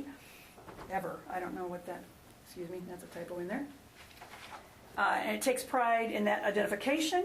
Part of the charm comes from the natural environment. And essentially, when approving development plans, care should be given to preserving existing trees to the extent possible, and where tree removal is necessary, require some tree replacement to mitigate the development impact. When commercial sites are developed, trees should be incorporated along public streets to soften the hard lines of commercial buildings and parking lots to break up large expanses of pavement. Like if you look along Bridge Road, there are commercials there, but there's not a lot of street trees that are going in, so there may be some areas that we can improve street trees. And then when you're looking at development projects like this, it's actually, if you had a grading plan, you could maybe evaluate what the impact is on the existing trees. Because like I said, right now with that one, we don't have any information on that. And with the topography there, that's a challenge. And it's true with other developments as well. This one's just fresh in my mind, but. So those are really kind of some of the guidelines. Feel free to let me know if you have any other broad guidelines that you would like to have included. I know you haven't had a lot of time to go through this, so I'm kind of brushing over it here, and then maybe we can come back, next time and have some more meaningful feedback. We've also identified some special development and redevelopment areas, talking specifically about the square, and I apologize, that's maybe not the best photograph of the square, but it says that Polk City Square as the heart of the community, preserving and enhancing the vitality of the square and its small town charms is critically important to Polk City. As a result, it's important for the city to maintain a civic presence running under the square. In other words, we're not saying take City Hall and move it away. Redevelopment projects around the square should be designed to accommodate offices or apartments on second floors of buildings, if you can. Provision of additional parking to serve businesses surrounding the square should be considered. Architectural character of the square should be in keeping with a Main Street type, style of construction with doors and display windows opening onto public sidewalks. Features such as coordinated awnings, architectural details, sidewalk cafes, benches, landscaping can be used to create inviting public spaces. In other words, just kind of bring more people around the square, kind of on a regular basis, as opposed to just going into a particular business. The Bridge Road District.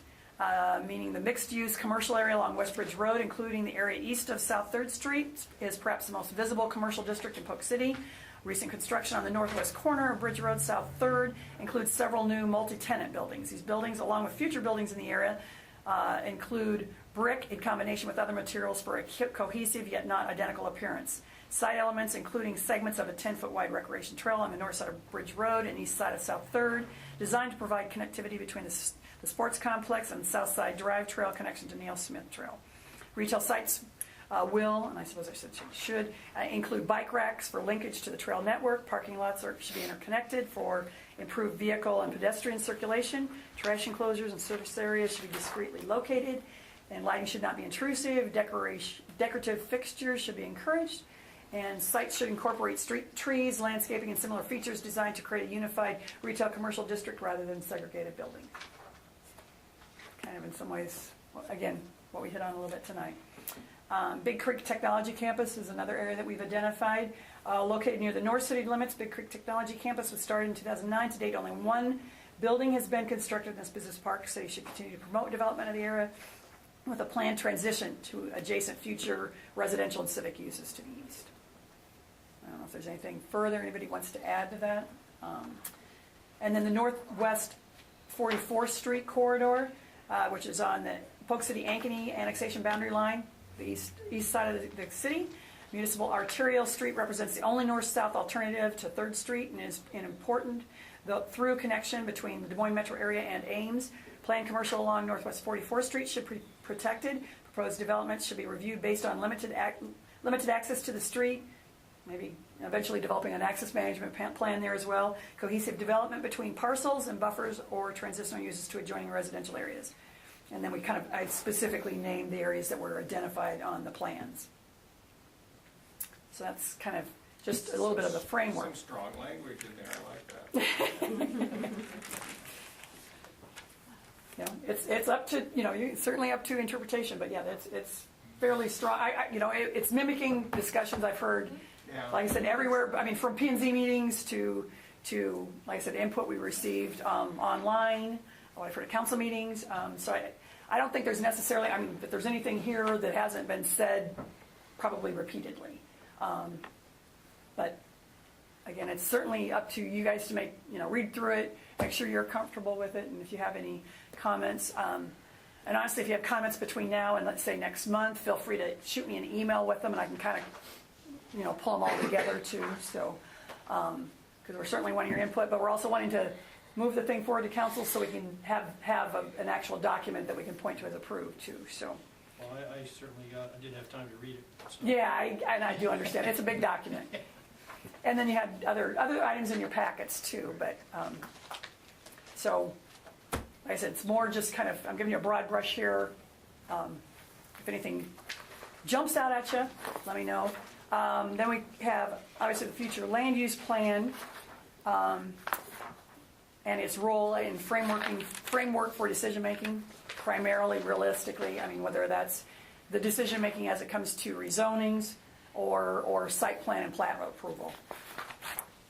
Land use designations, essentially what you'll see there is each one of the land uses that's shown on the plan is listed with some types of uses, densities for the residential uses, and then just some applications on where the things that might apply to that.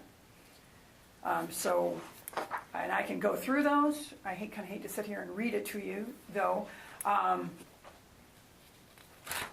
Again, it's based on, some of it's pulled from your old plan, some of it's pulled from input we've received. So. Did I understand you to say that these pictures in here aren't necessarily the ones that you'll use? Maybe, the weather has not been conducive to get new pictures. So we were pulling. Dark. It looked depressing. Yeah, particularly the square one. And honestly, I was contemplating using a picture of a square somewhere else. Oh. Only from the standpoint of saying, here's what it could be, showing sidewalk cafes and benches and some of those kind of features.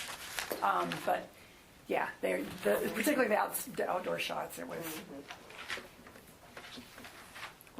We can look through our archive some more. We were looking through, but yeah, it wasn't. Sunny day. Yeah, well, but when you're trying to get like outdoor shots of the sidewalk, the trees off. Yeah, leaves off the trees. Having snow piled against the curb doesn't necessarily say, we want to invite people to be outside in the snowbank. Well, you look at like some of the ones in the park. They're very sunny and. Yeah, those were ones we had on hand, or we'd taken last fall. Were related to something we just, like I said, just unfortunately didn't have a good, nice shot of the square. So we'll be watching for that, depending on when this goes through. And before we print the final copies, we could always switch out the picture to something prettier. Anyway, so like I said, please be sure to read through those. I think the future land use is a pretty critical element of the comprehensive plan and its application. Future land use recommendations. These are more almost in the form, I guess, of directions in terms of here's things that we should be considering.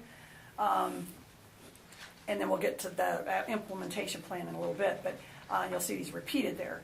But the first was developing a tree preservation, to develop an actual tree preservation ordinance to require developers to analyze tree removals when designing new subdivisions and evaluate street layouts to preserve trees and encourage the use of natural drainage waste for detention and erosion control purposes.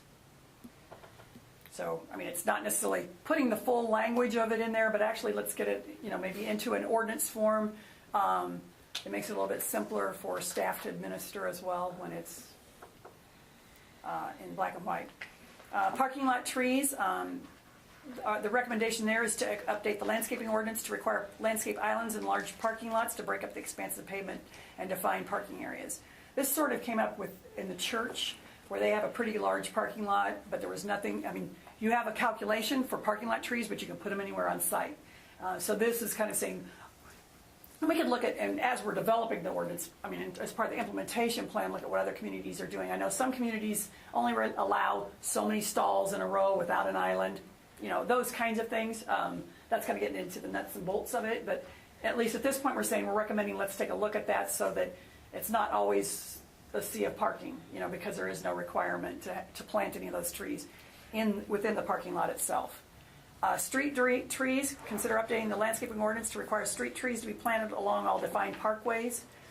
If you look at back at the plan, we can go over, you know, next time where those parkways are. But then that way, as a part of a site plan, you could require those not in the right of way, but along the perimeter of the development. Parking lots can only have to be set back 5 foot anyway, so you have an area where you can plant overstory street trees. Architectural standards in commercial districts. We'd said you could strengthen those architectural design standards by including more specific requirements and in reducing the subjectivity and interpreting the standards. Because your language includes a lot of recommends or consider, or, I mean, it's pretty loose. If there's some ways to more objectively define it, then maybe that would be helpful. And maybe even considering, for example, what materials that you're allowing to be compatible with brick. I mean, maybe given all the issues that there was with vertical steel siding, maybe that's an okay material, but it shouldn't take the place of the so that your whole building could be vertical steel. Maybe it's just an acceptable material, but not for the 50% or the 60% that's supposed to be brick or brick alternative. As one option. Again, I don't want to get into I'm giving you ideas of what we're talking about in the future, but it's basically let's bring that up and discuss it and maybe reevaluate the ordinance there. Architectural standards in multifamily residential districts, that's like with respect to apartment buildings and articulated facades and maybe front porches so that you have a definition of your front door, and stoops, that kind of thing, and then roof design. And then possibly even breaking it out so that you maybe had your townhomes that have more strict requirements than your R3. So then it's a little bit stair-stepped. And then you can evaluate when somebody's rezoning if the more strict R2 requirements should be applicable, or if it's in an area where maybe the R3 looser standards would be allowed. So it kind of stair-steps it. Development incentives, essentially developing a policy to proactively encourage and attract new small and mid-sized businesses such as retail and office space that enhance the quality of life in Polk City. It may include items such as incentives for rebates through sought-after businesses or tax increment financing for public improvements such as trail paving or enhancements to existing infrastructure such as reconstructing outdated sanitary sewer lines, looping water mains, or addition of turn lanes. I mean, as one example, maybe if you did do a TIF, maybe that TIF could be for the paving of those trails that the developer does not want to pave, but maybe the city doesn't want to have a project where they're doing it. So that may be one mechanism where you could get it done. That's just one thought. Entry-level housing options. This kind of goes back a little bit to what we just talked about in the guidelines, but is a little bit more specific through talking about the PUD process, creating smaller lots and more common space to balance out those smaller lots. Combination of residential with commercial uses in a mixed-use plan and offering incentives to enhance affordability. Locations for entry-level houses should be selected based on compatibility with joint neighborhoods. And then some senior housing options, encouraging the provision of senior housing options, nursing homes, and retirement homes. Primarily, I think, really, I don't know if nursing homes is necessarily, it's more maybe the assisted living or the independent to assisted living that you really don't have. I'm not sure that, I guess it's up to you, but I'm not sure that nursing home is as much of an issue as it is the kind of the retiring and graduated housing that way. So that's kind of an overview. And then that last section, if you look at the implementation plan, it starts on page 137.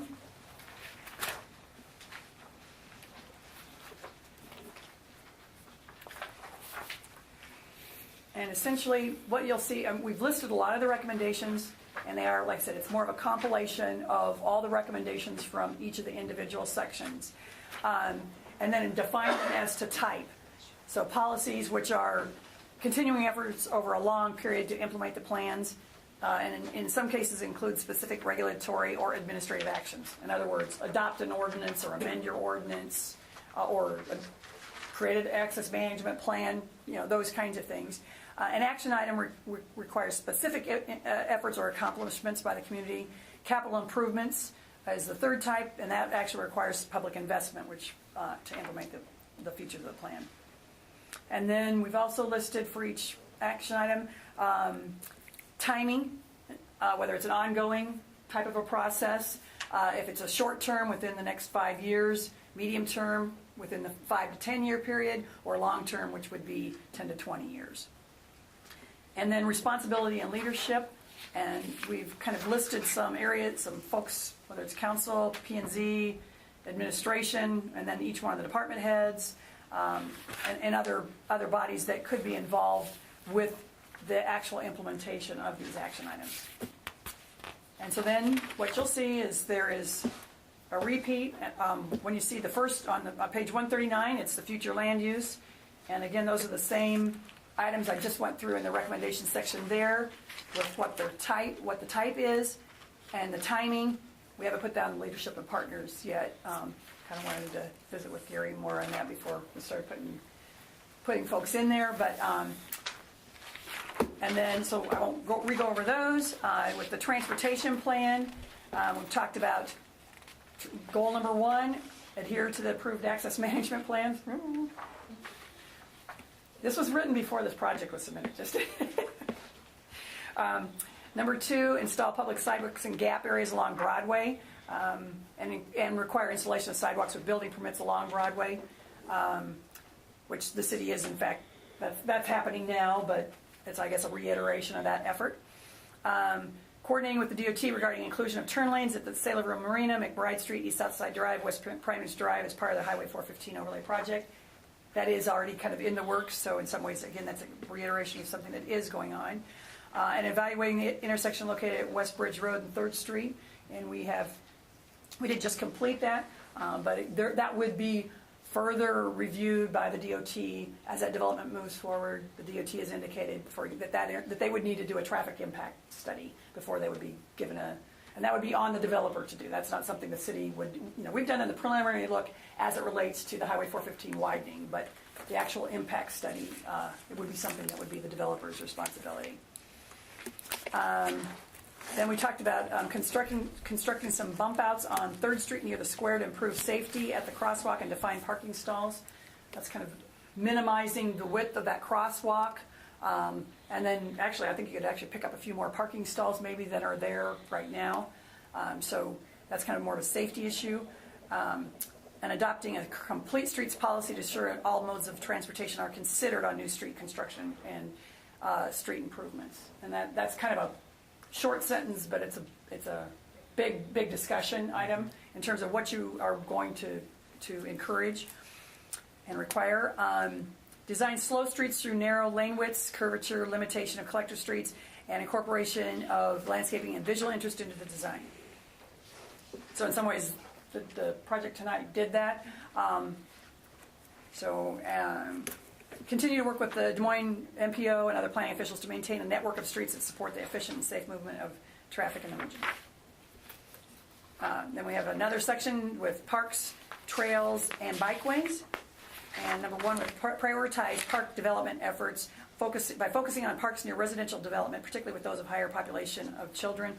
That maybe isn't worded as well as it could. It should maybe say new parks or undeveloped park. I mean, it's developing of parks that you've got the land but no amenities. So I think that maybe could be clarified a little bit. I mean, as an example, you've got a park up in Lost Lakes. There will be one before whenever they finish the improvements, one coming in 12 Oaks, so that's going to be, if this one moves forward, there will be other parks to consider. Develop a 5-year capital improvement plan for parks and establish an annual budget amount so that you kind of that's probably more council purview, but establishing maybe what you want to spend maybe on park development, and then figure out how that could be prioritized. And that would be through, obviously, the parks, input from the Parks Department as well. These are connect the third parks and trails thing is connect the Neil Smith to Hyatt Trestle Trail, kind of reinforcing the desire for that. 4, complete trail connections to existing and future parks. Investigate options for citywide trail or on-street bike facility connections to the town square. Number 5, adopt an ordinance that requires trail easements to be at least 20 foot wide, 30 foot preferred. Number 6, develop this future sports complex to accommodate soccer, baseball, and softball programming needs. I don't know if we want to rework that a little bit. Number 7, ensure that park space is within a quarter-mile safe paved walk of new residential development. So again, reinforcing that park service area map that you've looked at before. Number 8, modify park dedication ordinance to require usable park ground in terms of slope, access, and location. Ensure that location of parkland helps to meet the geographic needs as indicated on the future land use. I think that's very, very, very important, because having these developers come and give you a little sliver of land here or a little bit over here, but it's part of the water basin, so you can't really use it. Right. That shouldn't meet, in my humble opinion, any part of our park. Yes. Because it's not usable, and Right. what's the point of having that ordinance if we're not gonna? Yeah, well, and if you have a park that's shown on a 2D plan that says park, people expect it to be a park. And I guess I felt like I would be remiss if I didn't make some kind of a comment on it, because I don't want you folks to think that just because it's green that it actually functions that way. Number 9, create park master plans for the new parks as land is set aside along with new development. The city has a lot of park master plans for parks, but there's some of the newer ones that they don't. I think they're mostly up to speed on that, but obviously, as you get more parks, there'll be that's kind of an ongoing thing. Number 11, continue to provide adequate library services and facilities to meet the needs of the residents. Number 11, this is getting more obviously into recreation type things. Include recreation programs for all ages and in all seasons while working in conjunction with the city library, school, and other interest groups around the community. Because right now your recreation program is really focused on young children in the summer. That it could be broadened out to again more groups and longer term. Number 12, include surrounding recreational amenities and proximity in the metro area in the marketing efforts put forth by the city and the chamber, and that perhaps is already being done, but we want to make sure that we're recommending that be, considered. Number 13, implement on-street bikeway facilities along with street maintenance projects. Some of that incorporates things like sharrows, which are like the share the road arrows. You get the little signs too, the sharrows are nice. It's more designating bike routes and encouraging folks to share the road, especially where if it's a route that you're wanting people to get to the square. And an alternative to the along Washington Booth, that kind of thing. Number 14, develop a policy addressing the maintenance responsibilities and requirements related to ponds, including water quality and clarity and surrounding vegetation. There was a way maybe to codify that, might make it easier, or what the requirements might be. Because you get a lot of different competing expectations when folks live along a pond. Whether it's some folks think it should be mown to the level, down to the water surface, and others think cattails, or should there be aeration or whatever, and it becomes a bit of a challenge. And then water system, I hate to go through and read the. Yeah, you can read those later. I'm trying, sanitary sewer system, drainage and storm sewers, and then city administration, city hall type needs too. So we've also got a few things for police, fire, library, and then public works maintenance facility.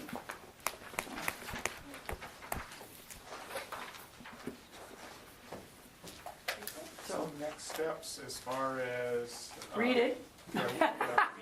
Read it, but a goal for the next steps of Yeah, sending I it to mean, the council, or yes. having, I mean, do we have any more, I mean, we've had a lot of public input. Do we have any more public input beyond, you know, at council? not really, other than, nothing that's scheduled. Okay. You know, we'll make sure that, my goal here now is, I guess, the one thing I would want to find out is we have not posted this document online. If you guys are comfortable with that, we can go ahead and have that posted so that folks can look at the full document. I mean, they've had a lot of the pieces, you know, same as you have. Yeah, but then, yeah, absolutely, we'd make sure it says draft and, well, we put big letters on Do it. you need anything, like a motion or anything for us to do that, or just? I don't, I guess Consensus is just a okay. consensus is fine. I just wanted you guys to see it first and make sure that you were comfortable before Well, we that's probably put it good, out because there. then as people do take the time to read it, we may get some more feedback then Right. before we do the final. Yeah, and we'll make sure we send out emails to the steering committee so that, or, you know, or the stakeholder committee, excuse me, Right. so that everybody there knows it's there, and then also obviously to city council as well. Sure. So that they have a chance to, you know, review it, because I don't want them to be in a situation where they get the document and have to, you know, move on it like the next week either. Right. So, but yeah, my goal would be hopefully next month to go through this and we talk about any changes you guys want made. And then depending on the magnitude of those, we'd either go to council after that, in which case their council has to go one meeting and set the date for a public hearing and then have another meeting. And council may want to discuss it and decide whether they're ready to set the date. You know, that is going to be up to them, but they, at the minimum, it would go to two city council meetings.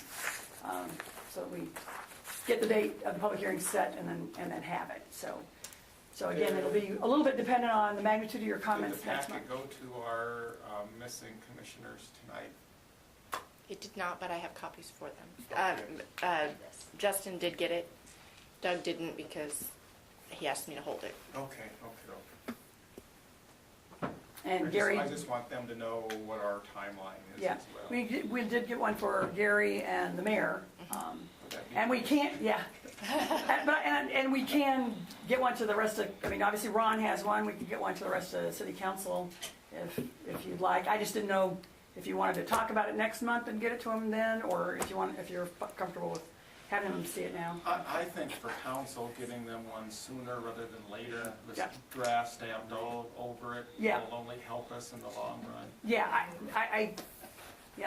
it's a lot of reading, and I don't like, and like I said, I knew you just got it Thursday, so I wasn't really expecting a lot of conversation, and then, But yeah, I don't want to hand it to council and say, you know, could you put on this tomorrow? right, exactly, yeah.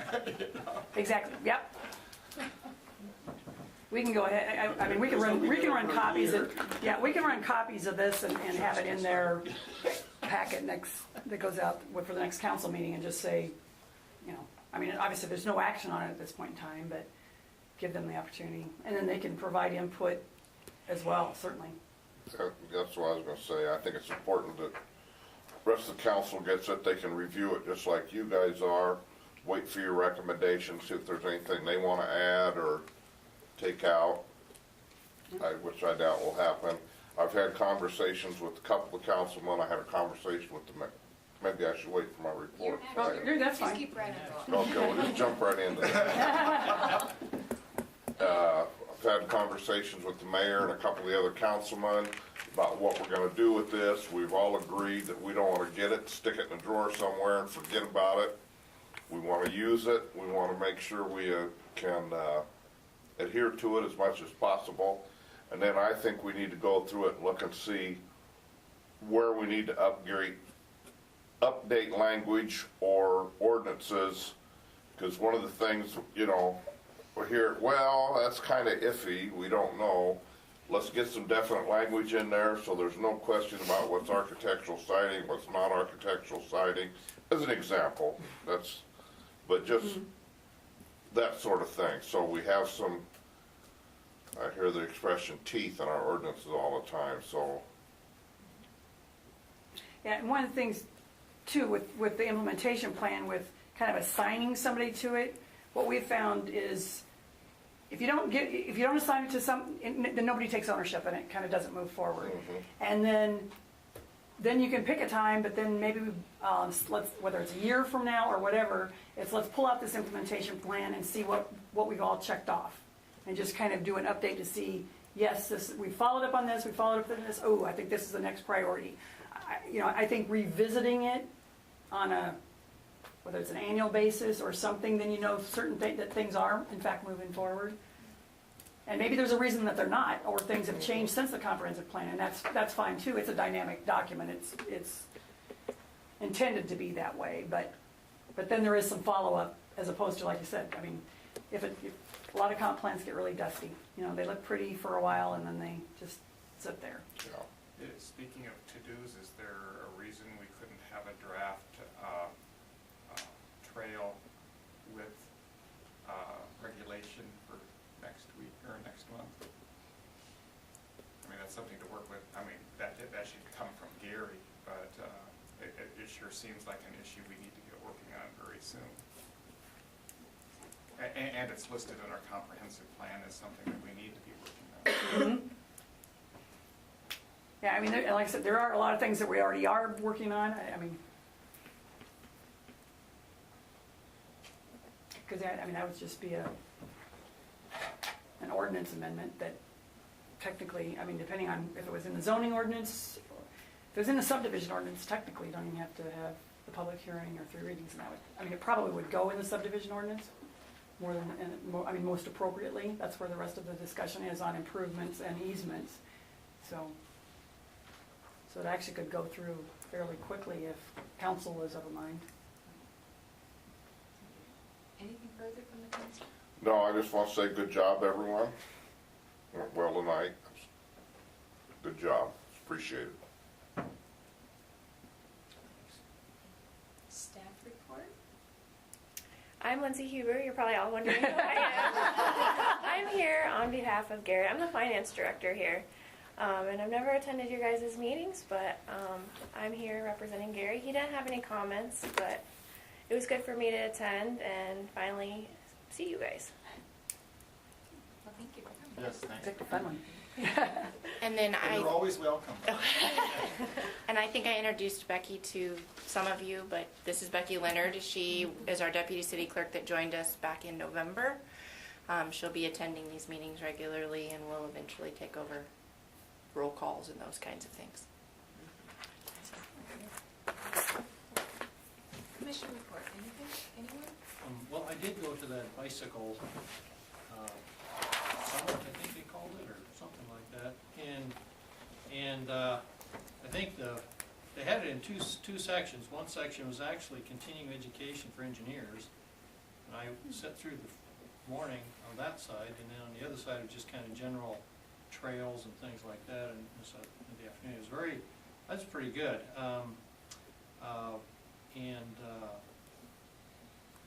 This complete streets is a big deal, and it's getting to be taken more seriously all around the country in terms of looking towards a healthier environment, and being able to use your bicycles and walk and stuff like that without, and trying to incorporate all the various modes of transportation in our street design so that, we can have these more,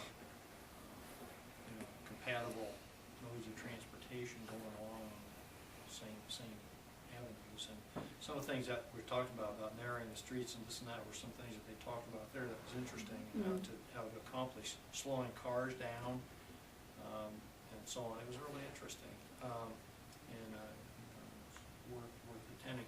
The other thing that I was surprised about is when I was on the trail side, they were talking about the various communities that are really kind of examples of bicycles and other pedestrian traffic and so on. I couldn't believe it, but Minneapolis is one of the leading communities. And it's up north, where they got a lot of snow. So it can be done. I mean, it really can be done if you focus on it and try to do that. So it's interesting. I'm just thinking about the meeting tonight, and if you don't mind, I kind of jumping backwards a little bit.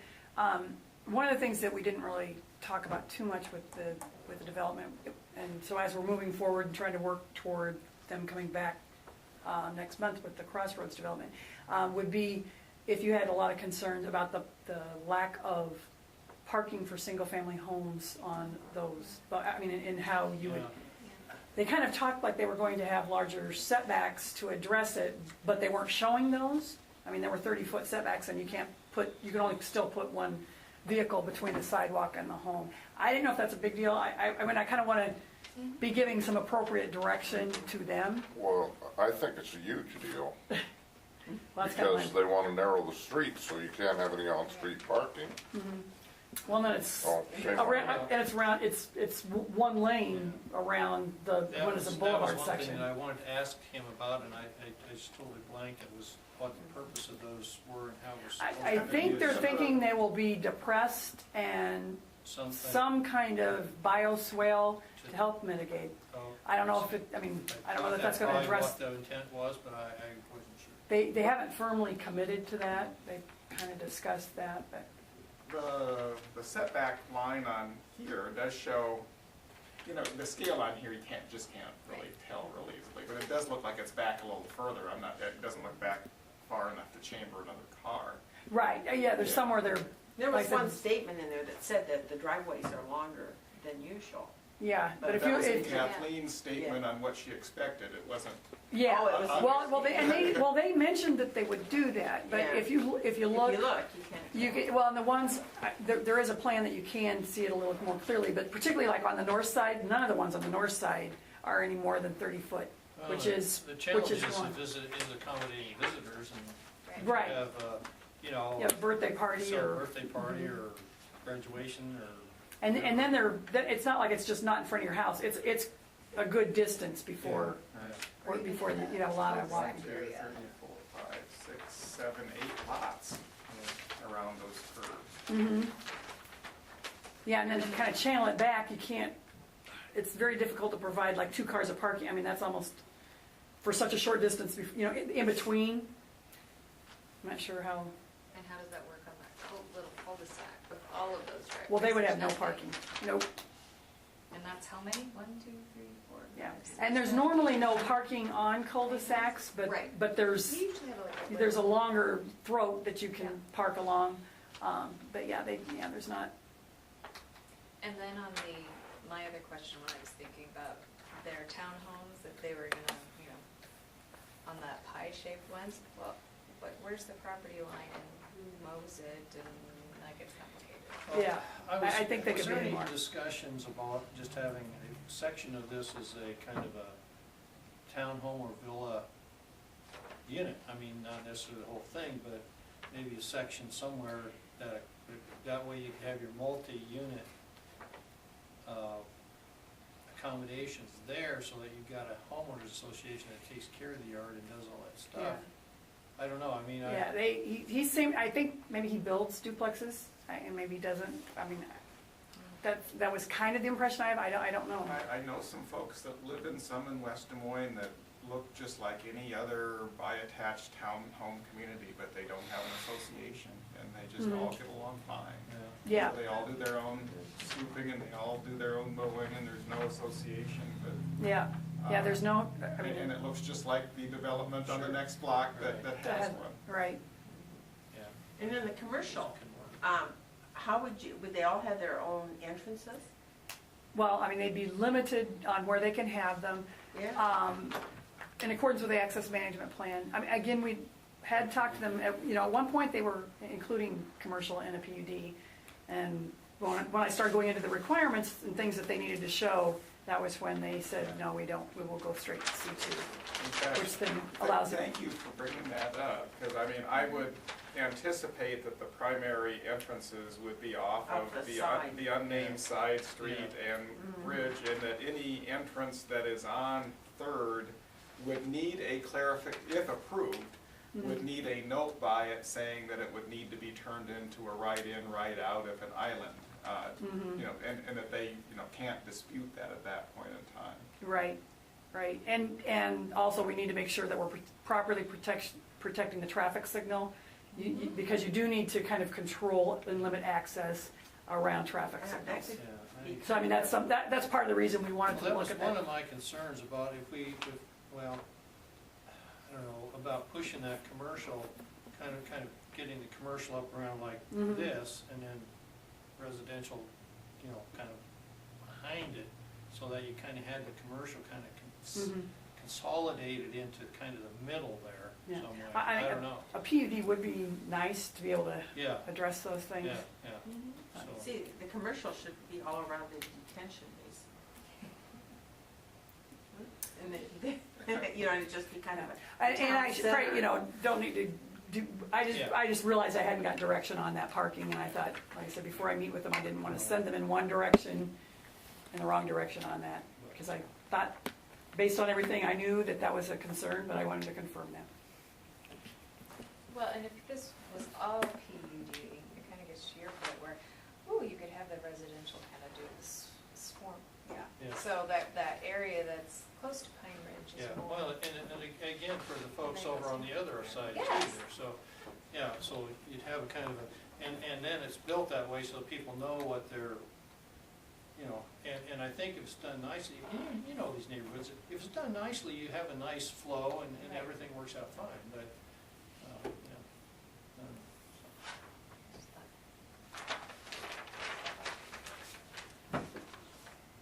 Anything else, anyone? A motion to adjourn? So moved.